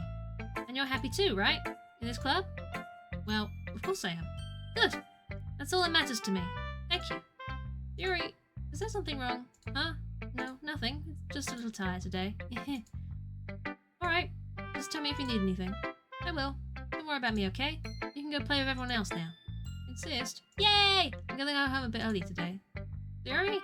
Tell Monica I wasn't feeling well, okay? I'll see you tomorrow. Before I can say anything else, Yuri cheerfully walks out of the classroom humming to herself. See you then. This one's alright. Alright? Well, yeah. It's about as good as yesterday's anyway. I see what you're going for, but it's just not my style. I mean, that's fine. I'm mostly glad that you're just trying a little bit. Well, of course I'm at least trying. Why are you so emotionally invested in my poems anyway? Isn't that more of a compliment to me? Eh? No, gross. It's not like I care. It's just that one of us in this club has to make sure you're not slacking off. Really? Well, what if you ended up just scaring me away? It's, like you would actually do that. Yeah, you're right. It's kind of fun to hang out here, even if I have to put up with you. Natsuki's elbow connects with my stomach. Oh, maybe I won't mind scaring you away after all. I was just joking. Oh, I know. Don't worry, I was too. How the hell do you call that a joke? That's seriously hurt. Well, maybe it was funny to her. I guess that's kind of the point. I should really just wash my mouth around Natsuki. Anyway, Natsuki holds her poem out to me like nothing even happened. I'll be your beach. Your mind is so full of troubles and fears that diminished your wonder over the years, but today I have a special place, a beach for us to go. A shore reaching beyond your sight, a sea that sparkles with brilliant light. The walls in your mind will melt away before the sunny glow. I'll be the beach that washes your worries away. I'll be the beach that you daydream about each day. I'll be the beach that makes your heart sleep in a way you thought had left you long ago. Let's bury your heavy thoughts in a pile of sand, bathe in sunbeams and hold my hand. Wash your insecurities in the salty sea and let me see you shine. Let's leave your memories in a footprint trail, set you free in my windy sail, and remember the reasons you're wonderful when you press your lips to mine. I'll be at the beach that washes your worries away. I'll be the beach that you daydream about each day. I'll be the beach that makes your heart leap in a way you thought had left you long ago. But if you let me by your side, your own beach, your own escape, you'll learn to love yourself again. Ah, so cute. Yeah, I felt like I kept writing about negative things, so I wanted to write something with a nice message for once. Besides, the beach is awesome. It's hard to write anything negative about beach. Well, Yuri's take on it was a little more solemn. Geez, she better not have said anything bad about mine. After all, she was the one who wanted us to write about the same topic. You can really see her doing that too. Making us write about a simple topic, trying to impress me by coming up with something all fancy. It's not like I care. Just did it anyway. I mean, I guess mine ended up being kind of metaphorical too, but there's nothing wrong with doing that once in a while. At the very least, it was good practice. It's Monica's turn. Hello. Hi. You thought about what you want to submit to perform to the festival? Well, being this club is one thing, but performing in front of a bunch of people, I'll have to give it some more thought. Okay, no pressure, but whatever you do, I'm sure it'll turn out great. It would also make me happy to see. Anyway, let's take a look at today's poem. Sure.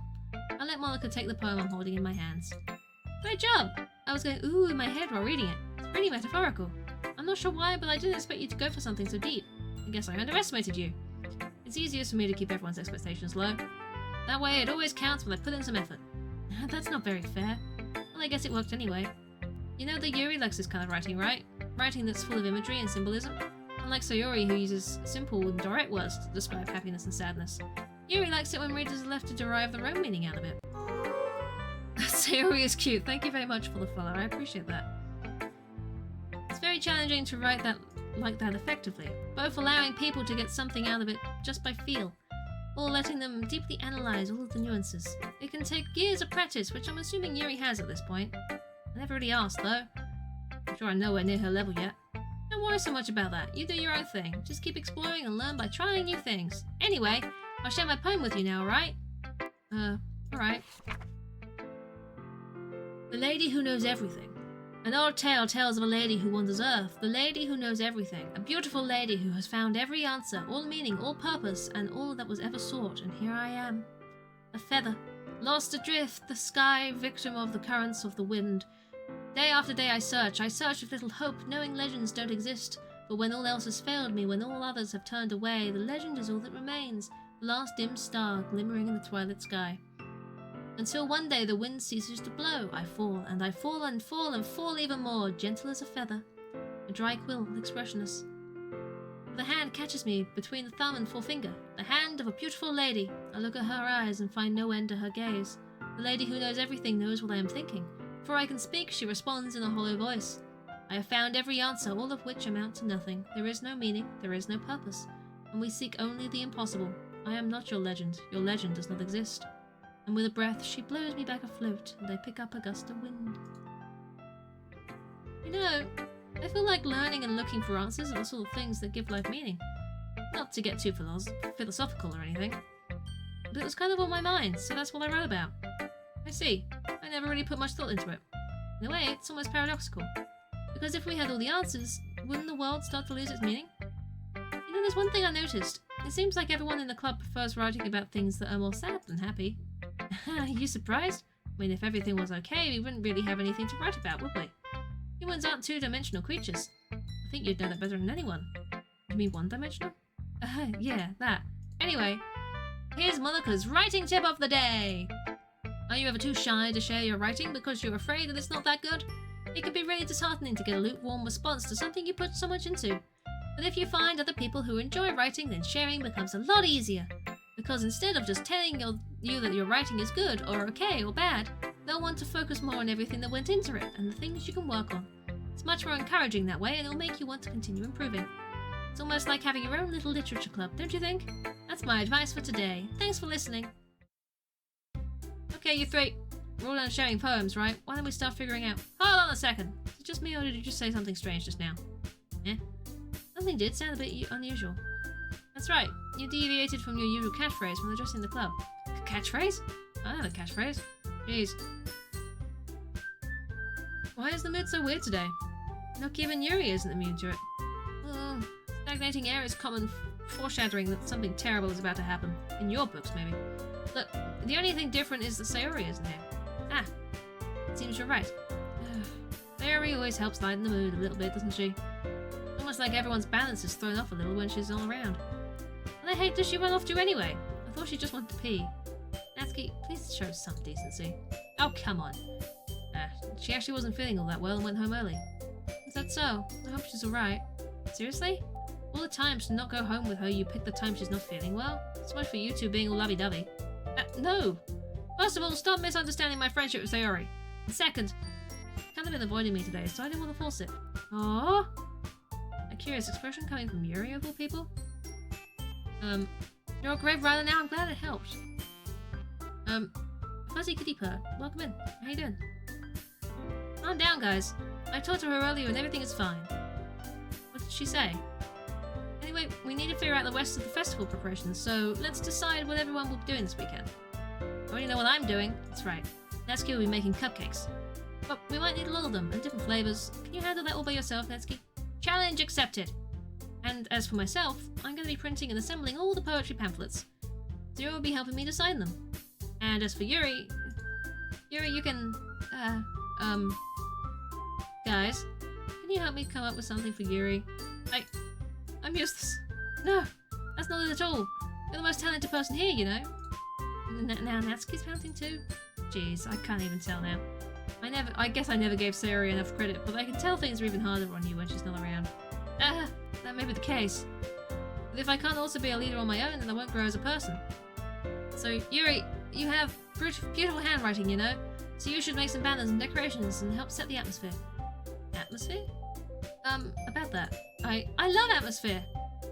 Yuri's expression suddenly changes as she stares at her desk in focus and starts nodding to herself. Her mind is already racing, I see. That's great. Creepy stuff? Not yet. You'll be a wonderful help, Yuri. But anyway, it just leaves you, Card. The one who is truly useless.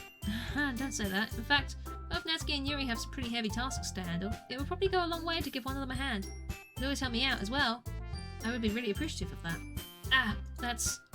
Is Monica suggesting I spend the weekend with one of my club members? How on earth are they going to respond to a suggestion like that?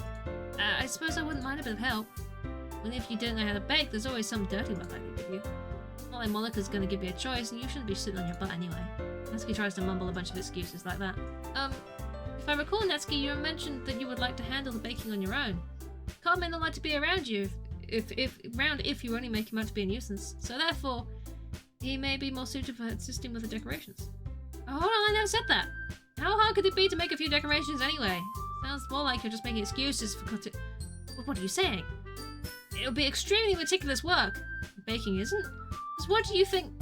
Guys, let's settle down for a moment.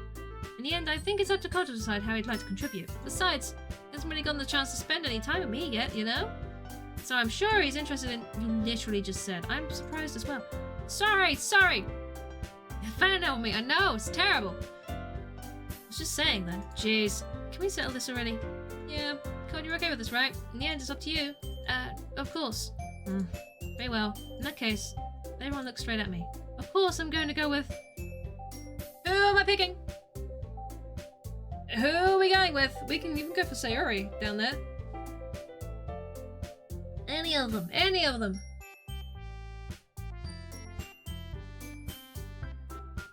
I don't... You know... Personally, I don't appreciate Yuri and Natsuki's fighting. I'm not gonna lie. Sayori feels like an afterthought here, right? You know?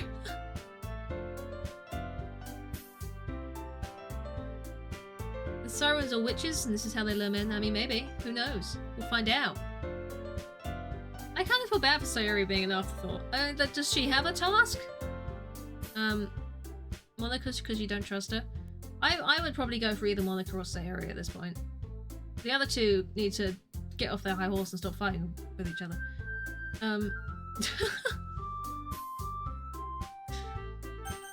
But we don't even know what Sayori's up to. Can I, like, save at this point? I can. Oh look, there you go. Isn't that nice? Just pick none of them. I don't know. Should we go Monica because she's suspicious? I mean, poor Sayori, but we'll see. I guess I should probably be helping Monica. Yeah, you picked me! Hold on 1 second. Yeah, Monica, you're the one who needs the least help out of all of us. Yeah, but I agree with Natsuki. Not only is your work already most suitable for one person, but you already have Sayori as well. Colt was the one who... that doesn't matter. You're the one who scared him into picking you in the first place. You're the club president, Monica. You're supposed to make responsible decisions for the club. Monica, you shouldn't let any ulterior motives interfere with this decision. Ulterior motives? What are you saying, Yuri? In fact, it sounds like you guys are the ones with ulterior motives. Excuse me? Otherwise this wouldn't have been made in such a big deal in the first place. It's completely false, Monica. Yeah, we have a lot of work to do, you know. We won't do as good a job if you make us work alone. Maybe that's true. Think of the club, Monica. If we want our event to succeed, then we need to appropriately distribute our resources. So you're going to do the right thing, President? Okay, I get it. Technically most logical for Cole to help one of you two, so I guess that's what we'll do. Sayori then, I mean, if it's going to be anyone, then I prefer helping Sayori. I mean, we're already neighbours, but Monica said that Sayori was helping her. Jeez, do you really hate us that much? No. I didn't mean for this to be difficult. Just think of the club, okay? Well, go on then. Baking or decorations, what are we doing? Do we want to help with making some cupcakes, or do we want to help with making some decorations? We got one Yuri and one for Netsuki. We do. Either way, who's it gonna be? I am tempted to get artsy, I'm not gonna lie. That is kinda my vibe. I do that. I do that. That is what I do. That is the thing that I do with, like, pencils and clay and shit. Let's go, Yuri. Let's do some making of decoration-y things like banners and shit. I don't know. Me? You serious? Why would you? Natsuki, I thought I'd tell you about to say something mean. No. I was just saying, you'll be helping out Yuri then, Cobb? Yeah, that's what I'm gonna do. I'm glad. I have a bad habit of overthinking these sorts of things, so I think your assistance will be very useful. It's great to hear. Natsuki, will you be able to handle the baking yourself? I mean, yeah, I would have said it'd be fine. Okay. Everyone can tell that Natsuki's feeling a little sour. So, is that everything we need to go over? Yeah, that should be about it. Are you guys excited? Well, excited might not be the right word, but I suppose I'm looking forward to it a little bit. You feel the same way? Me? I guess you could say I'm interested to see how it will turn out. That's good enough for me. What about you, Natsuki? Natsuki? What? Why is everyone yelling at me? I didn't even do anything. No, that's not what I meant at all. Yuri anxiously glances between everyone in the room. I'm sorry for this. I really don't know why Cole picked me. And also, your cupcakes are the best cupcakes I've ever had. They go really well with my tea. And nothing that I do for the event will compare to that, so I get it. I'm kind of surprised though. Why? Well, I'm the one acting immature. I already know that. You're trying to cheer me up all of a sudden. I know I'm not very good at it.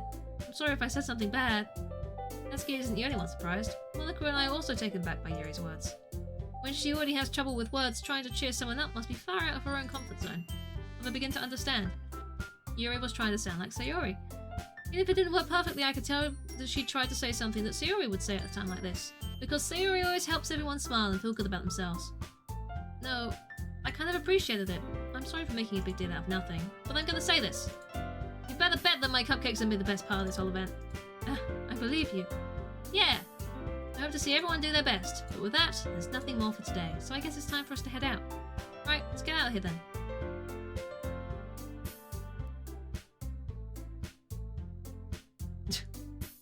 They're all suspicious. Every single one of them is suspicious. I start to follow Monica and Netsuki out the door as they chat behind each other. Eh? Turn around. Sorry. I realise I don't have any way of contacting you this weekend. Oh, you're right. I can't believe that slipped my mind. Did I give you my phone number? I think that would be the best way, yes. Right then. Yuri and I exchange phone numbers. Okay. Then I'll be stopping by your house on Sunday. Eh? My house? Is that a problem? No, not at all. I just thought that I would be the one going to your house since I'm the one helping you. I suppose that makes sense, but if you don't mind, I think I would prefer going to your house. Alright, in that case it won't be a problem. I decided not to press Yuri for a reason. It's not like it should matter much either way, so I just need to make sure my room is clean. Now, have I managed to make myself useful in some way? I'm not nearly as creative as you are. You'll underestimate yourself. I think that we'll make a very productive team, even if you only chose me because you felt bad or something. Wait, you don't actually think that, do you? I don't know.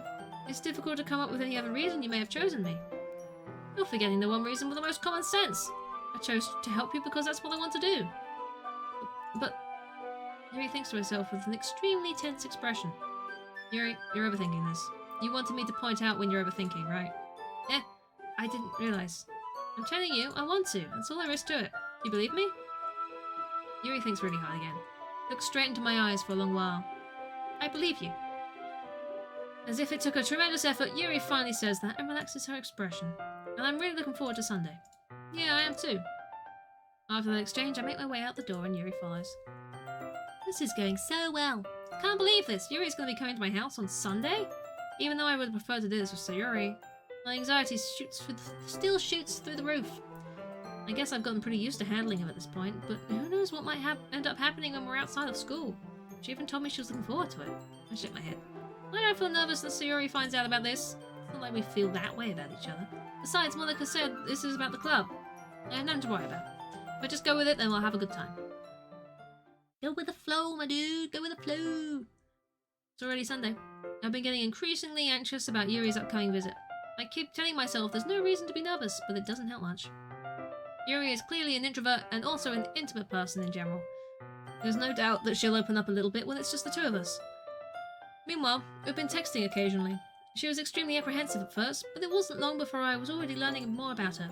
But putting Yuri aside, I haven't heard a thing from Sayuri since she left the club earlier the other day. Not like we text each other all the time or anything, but I've been worried about her in the back of my mind. Between what Sayuri said and what Monica said, it's really okay for me to put Sayuri's feelings aside while she might need me. I decide to visit Sayuri before Yuri comes over. Rather than asking, I simply tell her I'm coming over, much like we've done in the past. Once I reach Sayuri's house, I knock on the door before entering it myself. Again, we used to play so often that we've made it a habit of simply entering each other's houses like we're family. The house is quiet. Sayuri isn't anywhere on the first floor, so I assume she's up in her room. It's already strange of her not to run down and greet me. I head up to her bedroom, where I finally find her. Sayuri. Hi, Carb! I sit down in her room. Sayuri forces a smile, but it's easy to tell that she's different. There's a minute of silence between us. You haven't come over like this in a long time, have you? I guess you're right. It has been a long time. Not that much has really changed, has it? Sayuri's room is still as messy as it's always been. I also recognise the same stuffed animals and wall decorations that she's had for years now. You came over more often, it wouldn't be such a mess. Because I end up cleaning it for you. How come you suddenly wanted to come over today? Aren't you supposed to see Yuri today? Yeah, but... Wait, how did you know that? Sayuri had already left by the time we decided that last meeting. Monica told me. It's only natural for her to keep me informed about the festival preparations, right? Ah, that's true. What about you? Aren't you going to be helping Monica today? Of course! But I'm just helping her online. We didn't plan to meet up or anything. Ah, so it's just me and Yuri then? Yep. More silence between us. Sayuri stares in a random direction. Everything about her behaviour is really uncharacteristic. Finally get to the point. I just wanted to see how you were doing after you left on Friday. If something's wrong, you can't hide it from me. I know you too well. So, Sayuri smiles, shaking her head. It's no good, Carl. Eh? Why can't it just be like it's always been? It's all my fault. If I didn't get so weak and accidentally express my feelings, if I didn't make that stupid mistake, then you wouldn't have been worried about me at all. You wouldn't have come here. You wouldn't have even been thinking about me right now. But this is just my punishment, isn't it? I'm getting punished for being so selfish. I think that's why the world decided to have you come over today. Just wants to torture me. Sayuri! I grab Sayuri by the shoulders. What on earth are you saying? Are you listening to yourself right now? I know something's happened to you. There's no other explanation for you to be like this, so tell me already. Until I know, I won't be able to stop thinking about it. Ah, Sayori gives me an empty smile. You really put me in a trap, but you're wrong. Nothing happened to me. I've always been like this. You're just seeing it for the first time. Seeing what? What are you talking about, Sayori? You're really just gonna make me say it, aren't you? Because I have no choice this time. The thing is, I've had really bad depression my whole life. Did you know that? Why do you think I'm late to school every day? Because most days I can't even find a reason to get out of bed. What reason is there to do anything when I fully know how worthless I am? Why go to school? Why eat? Why make friends? Why make other people put their energy into and caring to waste by having them spend it on me? That's what it feels like. And that's why I just want to make everyone happy, without anyone worrying about me. I'm in shock. I can't even figure out how to respond. How is it possible that Sayori kept this from me the entire time that I've known her? She really wants so badly for me to just not think about her? Why, Sayori? Why is it that you never told me about this? It almost feels like I've been betrayed as your close friend, because if I knew, I would have done everything I could to support you. Even if there's only so much that I could do. I would have tried a little bit harder to make every day a little bit better for you. That's why I'm your friend. All you had to do was tell me. You don't understand at all. Why do you think I didn't tell you? Because if I told you, then you would have had to have wasted effort caring about me instead of doing important things. I don't want to be cared about. It's bittersweet when people try and care about me. It feels nice sometimes, but it also feels like a bat being strung against my head. That's why I wanted so badly for you to make friends with everyone else. Helping everyone be happy together is the best thing for me. But then I discovered something else too. Seeing you make friends and closer with everyone in the club feels like a spear going through my heart. So that's why I decided that the world just wants to torture me. Every path leads to nothing but hurt. You're right that I don't understand. I don't understand your feelings at all, Sayori. I don't need to understand. Whatever it takes for me to help you stop hurting, that's what I'll do. No, there's nothing. Nothing at all. The only thing that could have helped is if everyone could be like it always was. But I was selfish. I finally showed you what a horrible person I am. Tears streaked down Sayori's face. I made you join the literature club because I was selfish, and I was punished by my heart hurting in a way I couldn't understand. And now you came here and I made you hurt too. Just weak and selfish, that's all I am. And that's why I'm going to accept these punishments, because I deserve every last one. Without thinking, I once again grabbed Sayori's shoulders. This time I pull her into a tight embrace. Ah! Sayori, I don't care if you feel selfish. I'm really happy that you convinced me to join the club. Seeing you every day makes it worthwhile enough. If I make friends with everyone else, then that's just a bonus. But please never underestimate how much I care about you. I wouldn't have it any other way. Sayori isn't hugging me back. Despite my arms being wrapped around her, Sayori's arms remain at her sides. She stops sobbing next to my ear. No, don't do this to me. Please don't do this. Sayori barely manages to speak between her sobs. I don't know if I'm doing the right thing, but all I want is for her to know that I care. If you have it in you to call yourself selfish, then you have to let me be selfish too. No matter what it takes, I'll figure out what needs to change. I'll make these feelings go away. If there's anything you need me to do, then you better tell me. I'll get mad if you don't. I don't know. Gently, Sayori finally puts her arms around me in return. I don't know anything. It's all really scary. I don't understand any of my feelings. The only time I'm not feeling nothing is when I'm feeling pain, but your hugs are so warm, and that's really scary too. TTS is rebelling today, apparently. Sayori lets me go. And if she does so, I let her go as well. The festival is tomorrow. Yep, it's gonna be fun, right? Yeah. How would you like for me to spend it with you? That's all I want. I promise. I think that would be nice then. Yeah. Sayori wipes her eyes. If I could spend the whole day here, I would. Of all days, this has to be the one where I have other plans. Maybe I should cancel. No, don't! Please don't. If you did that, then I really wouldn't forgive you. But it's almost time for Yuri to come meet me at my house. At the very least, do you want to come along and help out? It'll be fun. To my surprise, Sayori shakes her head. I'm sorry. I don't know if that would be very good for me today. You understand, right? Yeah. It's kind of hard for me to fully understand, but I'm trying my hardest. It's okay. Don't worry too much about it. I'll see you tomorrow, okay? Alright, I look forward to it. I say goodbye to Sayori and exit her house. On the way home, I find myself feeling uneasy. But it's hard for me to keep thinking about it when Yuri is about to come over too. I think Sayori is right. I shouldn't be worrying too much. We're definitely going to have a great time tomorrow. I should just focus on what's ahead of me. Like this house. As I approach my house, I see something that makes me feel a moment of panic. Yuri! Thank goodness. You're a little early. I'm sorry I wasn't home yet. Were you waiting a long time? No, I just got here. But I started to get really nervous when nobody answered the doorbell. You always could have texted me. If I'd known, I would have reassured you and hurried more on my way home. I suppose that's true. I didn't think of that for some reason. It should be common sense to do that, but I decided to ignore it. Anyway, let's go inside. I see you brought a whole lot of stuff with you. That's right. Did you manage to find everything I asked you to buy as well? Yeah, pretty much. Stalker senses. Nitro, how you doing? Oh, she's a stalker now. At least I hope I got everything right. I'm sure it'll be fine. I take Yuri to my room. The first thing she does is glance around curiously, which makes me feel anxious. It's so clean. I cleaned it before you came over, so... It's very considerate of you to do. No. I'd be really embarrassed for my room to be a mess while you were here. Well, I do enjoy cleaning. I would have gladly helped you clean. That would have been even more embarrassing. Wait, don't look in there. I snatched Yuri's wrist, which was in the process of opening a desk drawer of mine. I'm sorry. I wasn't thinking for some reason. I was just spacing out. It's fine. Let go of Yuri's wrist. She puts both her hands firmly in her lap as if she's making sure she's keeping track of them. So, should we get started? Yes. I have a few things planned that you can help with. Decorations and other atmospheric enhancements. Atmospheric enhancements? You know, mood lighting, aromatherapy candles. Oh wow, I didn't know you planned on taking it that far. Of course! I want to help take our guests to a faraway place, although many will stop by just out of curiosity. And for cupcakes, I guess. I'm determined to provide an experience that will leave them wanting more. That's great! It's easy to forget that you're a pretty intense person. Intense? I guess that's the best way to put it. Is that a bad thing? No, not at all. It's something that I like about you, actually. Is that so? That makes me feel relieved. The elevator music is very confusion. I don't know if I'd call it elevator music, but it's certainly repetitive. That makes me feel relieved. I'm kind of happy. Yeah, no need to be so anxious. You can relax a little. Relax? I brought some things for relaxation. I was going to use them during the poetry event. Oh yeah, like what? We're being recruited for a cult. It's definitely a cult. Yeah. You can't get off the train. No, you're stuck on the train. All the doors are fully locked, and it will just keep going. You are stuck here now. Dolls.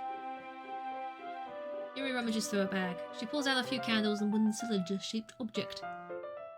Have some Kool-Aid!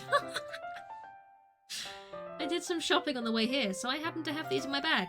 I plan to cover the windows in black paper and use the candles to light the room. And they're amazing, don't you?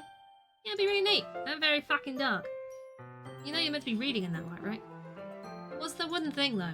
Oh, it's a diffuser for essential oils. It's a diffuser for essential oils. There we go. How familiar are you with aromatherapy? Not familiar at all. Yeah, is that so? It's one of my favourite contributors to a positive atmosphere.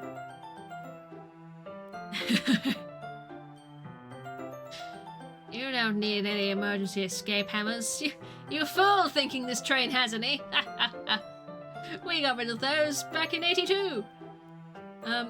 Depending on the oils or herbs you choose, you can change the mood of the air itself. You can even feel it permeate through your body. Relaxation, positive energy, romance, reflection, oh she's glugging the wine. It's almost like magic. Yuri takes the cylinder and pushes a switch on the bottom. In just a moment, a thin ray of vapor begins to spout through a small hole in the top. Wow, that smells wonderful. What kind of mood is that one for? This is a jasmine essential oil. It smells a little sweet and flowery, right? Yeah, it's a good way to describe it. I chose jasmine for the event because it provides more than relaxation. Jasmine enhances your emotions and helps you feel them flow through your body. You feel warmer and your heart pounds more heavily. Don't you think that would be perfect for sharing our poems? It does sound suitable.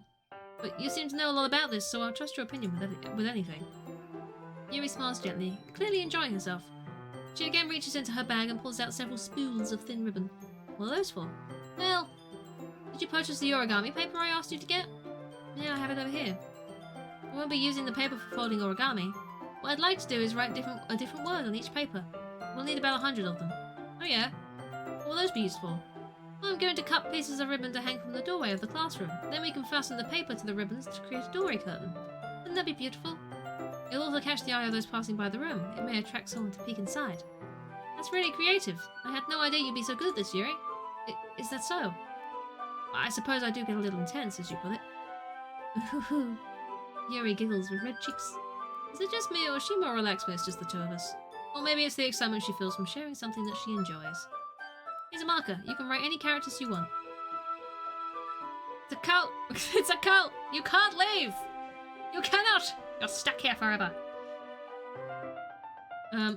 Sitting on the floor together, the two of us get to work. I carefully draw a different character on each paper, doing my best to manage my bad handwriting. Yuri unravels a long strand of red ribbon to her desired length. Then she reaches into her bag once more and pulls out a pocket knife. Eh? The knife is strangely beautiful. The silver handle has an intricate pattern of waves etched into it. The blade itself is gently tinted blue. That's no ordinary pocket knife. It looks real fancy. You can't leave! The doors don't work and the windows are solid! Ha ha ha! Well, embarrassed, Yuri looks away. What is it? You're going to think this is weird. Yuri, whatever it is, I have no reason to judge. To each their own, you know? You promise you won't be weirded out. Yeah, I promise. Alright. Thing is, I'm kind of into knives. They're just so pretty. I can't help it. I don't know what it is. A combination of the craftsmanship and feeling of danger, maybe? What am I saying? Please don't think I'm weird for this. You're laughing at me. No, I'm not laughing at you. It's just funny how nervous you get about sharing. Well, it's an interesting thing to be into, I guess. But I think it kind of suits you. Suits me? Yeah, it's kind of intense. Besides, it's a really cool looking knife, I can't deny that. It is, isn't it? Yuri relaxes her expression once again. Would you like to hold it? Sure, I'll check it out. Yuri carefully hands me the knife with the handle facing me. I take it and turn it around in my hands.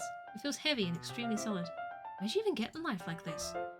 Curious of its sharpness, I feel the point of the knife on my index finger. Ow! Cop! Why did you do that? I didn't expect it to be that sharp.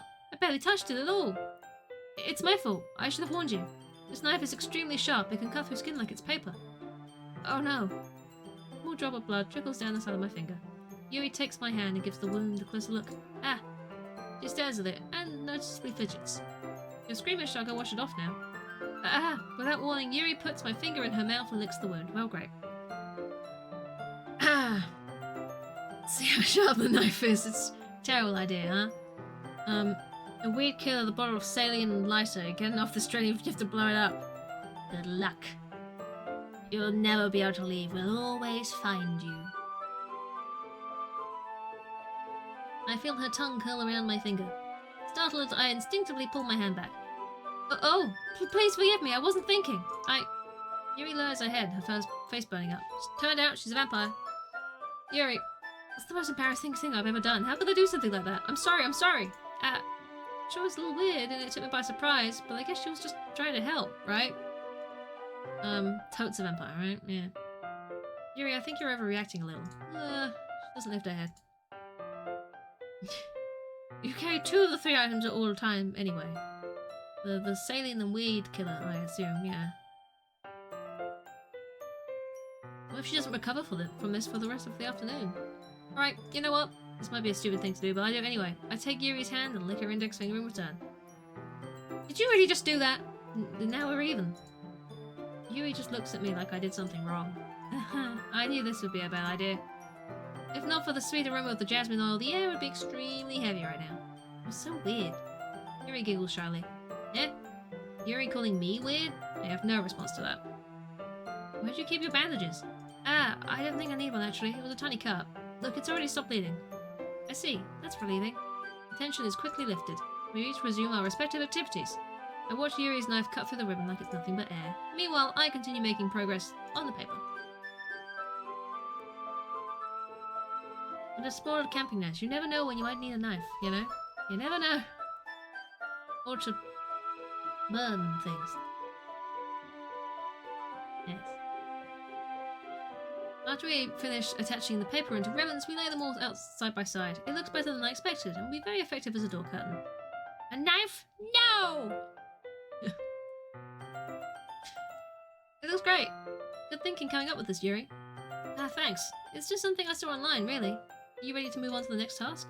Yeah, let's do it. What do you have in mind? I'd like to create a banner. That's why I asked you to buy the paint tablets. Tablets? Oh, that's right. One of the items Yuri had asked me to buy was a kit of watercolour paint tablets. Oh, I see. They're really shit. If you've bought a cheap one, that's really shit. They won't work at all. We'll need about 6 cups of water to put each of the tablets in. Do you mind fetching those for us? Of course not. 6 cups of water. I'll be right back in a minute. Thank you very much. Oh, and just a little bit of water is okay. If you fill the cups too much, it'll be too diluted. Taking Yuri's advice, I decide to use a small plastic bathroom cup rather than full-size glasses. I put them on a plate to catch any paint drips, and then move back to my room. Yuri? Yes? I come in to see Yuri quickly unrolling her sleeve, pulling it back over her arm. Nothing. Your face is a little red. Is it too hot in here or anything? No, not at all. There's nothing wrong, so let's mix the paint. Yuri hurriedly dismisses me and takes it upon herself to unwrap the tablets, dropping them into the cups. So, I thought we would do something simple that would look very nice. I'd like to paint a gradient across the banner, starting with the colours for sunrise, then daytime, then sunset and nighttime. This is going to be dark. Nitro, absolutely it is, yes. If you've come to the same conclusion as I have, yes. Yes, I think that's what she was doing. Once it dries, I'll write an inspirational quote across the banner. We can hang it on the wall behind the podium at the front of the classroom. How neat! What are you gonna write? Well, it'll be more fun to surprise you. Yuri smiles at me. If you say so. After rolling out the banner, Yuri and I kneel on opposite sides so we don't get in the way of each other. Yuri uses a brush to add a few dots of different colours across the banner to serve as a colour guide when we paint. This kind of reminds me of elementary school. Painting on a banner with watercolours feels a lot like the art class projects we had back then. It's relaxing. I'm sorry if this feels too childish. No, I didn't mean this at all. Kind of fun, you know? Yeah, it's fun. I'm glad you feel that way too. Yuri stops painting for a moment, thinking to herself. For me, I don't need to go out and do crazy things to have fun. In fact, I usually don't even want to. It's just like when I can spend time with one other person, even if it's something simple, like reading. It doesn't even matter if we don't talk much. Just having a friend next to me makes things feel a little bit nicer. I think that's all it takes for me to be happy. Is that so? Even if Yuri and I are quite different, I can understand where she's coming from. I feel that way about things like anime and games, where simply sharing the experience with someone can make me happy. I think I feel the same way. Yuri smiles gently. I knew you'd understand. Yuri leans over the banner to grab an unused paintbrush. I move at the same time, causing my hand to bump into hers. Yeah! Sorry! Yuri reels back and I quickly lift my hands in surprise. Are you hurt? No, I'm not hurt. It just startled me is all. Sorry, I should have asked you to get it for me. It's not your fault. Your face. There were droplets of paint on Yuri's face and neck. There's something on my face? Yeah, I accidentally got paint on you. Sorry, it's totally my fault. I'll get the towel right away. I rush out and fetch a small towel and I dampen it with hot water. I return to my room and kneel back down in front of her. Oh god. Good grief. Here. I pat down Yuri's face and neck with the towel. Is something wrong? It's hot. I just didn't expect it. Sorry. I didn't want to use cold water. Having finished, I start to retract my hand, but Yuri suddenly holds my wrist. Wait. Eh? Just for a little longer. It feels really nice. I keep my hand still against Yuri's neck. She looks into my eyes. It's an intense expression that I recognize from when she reads her book. Almost as if she's lost in a daze, enveloped by her own thoughts. She breathes gently, half through slightly parted lips. What is happening? Is it the aroma of the jasmine oil giving me this dizzy feeling? Yuri's gentle fingers wrapped around my wrist sends a tingling sensation through my arm, and suddenly her face seems that much closer to mine than it was just a moment ago. Yuri slowly pulls away. Sorry. I've been feeling a little lightheaded today. I didn't mean to space out. It's fine. Thank you for not doing anything. Appreciate that. We're not wee-wooing! It's not, no! They're not wee-wooing, it's fine! There's no wee-woot here! The moment is over as soon as it began. Yuri picks up her brush again, but her movements seem clumsier, like she's unable to focus. I remain silent, forced to ignore the event that just transpired. I hesitantly retrieve my own brush and continue following Yuri's example. That should do it. I finished filling the night sky with white dots that look like stars. Looking at the banner as a whole, it's very pretty and natural looking. I think it came out better than I expected. I'm really happy with the results. Yeah, me too. Are you going to add the lettering now? Not yet. It needs to dry first. It's true, but won't that take a while? Well, perhaps it would be best to leave it here, then have you bring it in the morning. I can do the lettering in the classroom before our event starts. Is that okay? That's totally fine. Wonderful. In that case, I don't think there's anything more for us to do here. Phew. You sound like it's glad it's over. Was I wrong to assume that you were at least enjoying yourself a little bit? No, it's not that. I'm just glad we managed to get everything done. I see. I am too. I was a little concerned about time. I need to start making dinner soon. So you don't have any time left?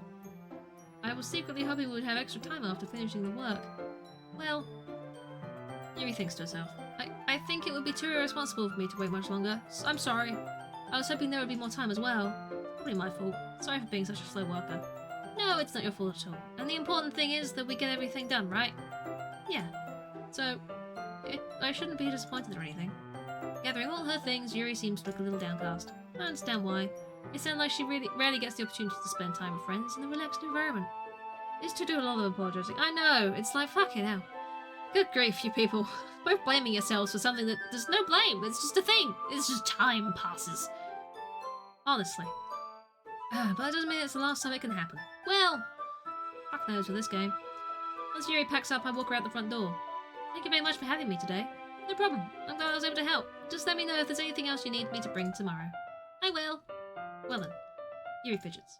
I guess I'll see you tomorrow? Wait. I can't say that without thinking. About today. It's fine that we didn't have as much time as we wanted, because we can do this again. Whenever you want, you can come over, or we can go out somewhere. I forgot you don't like going out much. As I stumble over my words, Yuri simply smiles bashfully. Anyway, you know what I'm trying to say, so... I'm very thoughtful, Cold. Yuri takes a step closer to me and briefly squeezes my hand. Oh, Jesus, she's too close. She's going all blurry. Fucking hell. Even if she's trying to sacrifice you to a dark card, you must hug. I kind of like that about you. Well, how am I supposed to respond to that? But I don't even get a chance to as Yuri suddenly pulls back. Sayori? Hi. Sayori. Just now we weren't... It's okay. I just stopped by to say hi. It's nice to see you. I'm sorry, but I'm already on my way to leave. Oh, really? That's too bad. I'm sorry. We'll be able to get together at the festival tomorrow, so that's fine, right? Of course. Yuri beams. Yeah, so I'll see you tomorrow. Clearly embarrassed, Yuri hurries off. Yuri waves goodbye after her. So Yuri, I thought you didn't want to come over today. Yeah, well, I tried staying in my room, but my imagination was being really mean to me. So I had to come here and see for myself. What? What are you talking about? You know, how much fun you were having with Yuri, and how close you got to her. It makes me really happy that you've made such good friends. That's all that matters to me. Tears start to fall down Sayori's face. That's all that matters to me. Why am I feeling this way? I'm supposed to be happy for you. Why does it feel like my heart is splitting in half? It hurts so much. Everything hurts so much. This would be so much better if I could just disappear. Sayori, don't say that. It's true. If I wasn't here, then you wouldn't have to waste your sympathy on me. You wouldn't have to put up with me being selfish. Monica was right. I should just... Monica? Monica was right about rot. Sayori, what I said before is true. I'm not going to let this continue. Caring about you like this isn't the burden your mind is making out to be. Something that makes me happy. Something that I wouldn't trade for anything else. So, even if it takes an entire lifetime, I'm going to be by your side until you don't feel any more pain. But... Sayori looks away. I put a hand on her shoulder to reassure her. I'm scared. I'm really scared. What are you scared of? I'm scared that I might like you more than you like me. Sayori. It's true, isn't it? I was weak and started to like you too much. I did this to myself. I like you so much that I want to die. What a good line. That's how I feel. And that's enough, Sayori. I don't want you to hurt anymore. I slide my hand down Sayori's arm and squeeze her hand in my own. Remember how I said I always know what's best for you? Do you still remember, believe me? Wordlessly, Sayori nods. Even if you don't understand all of your own feelings. I know what you need the most right now. And that's what I'm going to give you. Oh, do we love her? Do we? Do we love her? Oh, isn't it cute?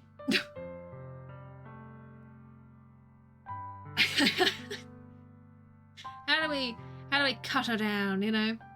Don't friend-zone the poor woman. I know, right? You can't do that. She's been through too much. Always be my dearest friend is just like the worst fucking thing you could say in this situation. I mean, it's also terrible to lie, but at the same time, this is a very awful situation, so we're going for it. We're going for it. We love her. We do. Yeah? Those are my true feelings, so there's no way you could like me more than I like you. I should have realized it sooner. But spending time with everyone at the club, making new friends, and having fun with you every day, you helped me realize that you are truly the most important person to me. That's why I'll accept any of your burdens. As long as we continue like this every day with you by my side, then I know we'll both be happy. Ah! Suddenly Sayori wraps her arms tightly around me. Is this really okay? Yeah. I hold Sayori in my arms and pull her closer. You'll never have to let go of me again. Oh, I want to be with you forever. Ah, they're cute. I feel Sayori's grip around me weaken a little bit. What is this? I'm supposed to be happy right now. I always thought this would be the happiest moment for me. But why? Even now? Why won't the rain clouds go away? I'm not going away at all. She might have to let go when you need the loo. Yeah, you know. I mean, that would be very, very intimate, wouldn't it, really? A little bit uncomfortable, possibly. It's okay. It might take some time for things to get better again, but no matter how long it takes, I'll be there every step of the way. It's all that matters right now. Okay, I trust you. Ah, they sweet. Siri and I slightly release each other, so I guess that makes the festival tomorrow our first date, huh? What are you saying? I don't want to think about those things, you know? I want everything to be the same as it always has been. Even if we really are a couple. I don't know if I can handle anything more right now. It's really new and scary to me. I understand. We'll go whatever pace suits you best. Hey, Siri gazes at me once again, smiling sadly. Even if I get really, really sad, this is the best thing for me, right? Eh? I don't really understand what Siri means by that. Are you saying that this is making you feel sad, Siri? I don't know. I don't understand what I'm feeling. It felt like a bunch of thorns when you told me you love me, but that's why I want to trust you. You know, what's best for me. I do. That's my promise. Probably not a good thing. Champ, welcome in. How you doing? You're coming in right at the end of my stream, I'm afraid, but how's it going? I say that, but in reality, I've never felt more uncertain when it comes to Siri. I know I love her and she loves me, but I'm having as much trouble understanding Siri's feelings as she is. Even though I can comfort her, I keep wondering if I should be doing something more or something different. I know these thoughts will continue to plague me until things are back the way they are. Is that what Sayori meant by not wanting anything to change? First time playthrough, it is! It is! I have no idea what's going on. Well, I know it gets really fucking dark. It's already gotten somewhat dark, but... I've given everything I've got. Sayori is the most important person to me and I'll do whatever it takes to have a happy future with her. It's the day of the festival. We shall stop on the day of the festival. And we shall return to this on Wednesday and see what happens with the festival and all of these definitely perfectly normal people that don't have any other issues. They're all fine. They're all okay. Nothing's gonna happen. It's probably fine. It's probably fine. I hope people have enjoyed a lot of reading. It's a lot of reading. This game is a lot of reading, but it's going in an interesting direction. I am curious. I would like to know what's going on. And we shall find out on Wednesday. Where we shall continue. We shall continue! I'm trying to load the internet so we can see who's online. What we got today? What we doing? Many things. So many things, you know? Many things. What are we doing? What are we doing? I need to press this button. I need to do this. I have done things. I have pressed buttons. Be proud. Buttons. There we go. My goodness. My goodness. Da, da, da, da, da. Ew, what's going on over here? Isn't Teos having a 3-year streaming anniversary, or is this just... I assume it's around the same time. We can go say hello. Playing some retro over there. 3 years, you know. It's the time do tick. God, I think next year, beginning of next year is my 3 year as well. Good God, where's it all going? Where's all the time going? What's happening? We shall go right over to Antaeus and we'll say hello. See how he's doing. Thank you guys for hanging out today. I hope you guys have had a good time. There is the raid message for you. I will be back on Wednesday with some more Doki Doki Literature Club. I assume we'll finish it. And I also assume we'll finish it with some time to spare, but we'll find out. And yeah, we'll see where it leads, where it's going, and how freaking dark it's going to end up getting. Because it's going to end up getting dark. So here's your forewarning. If you haven't already gotten that vibe from this game, which you really should have, then pinch yourself. But yes, so thank you guys. Have a wonderful rest of your time, whatever you're doing, and I will see you on Wednesday. Hopefully. We'll We'll see. We'll see. Bye, everybody. Bye, bye, bye, bye, bye, bye, bye, bye, bye, bye, bye, bye.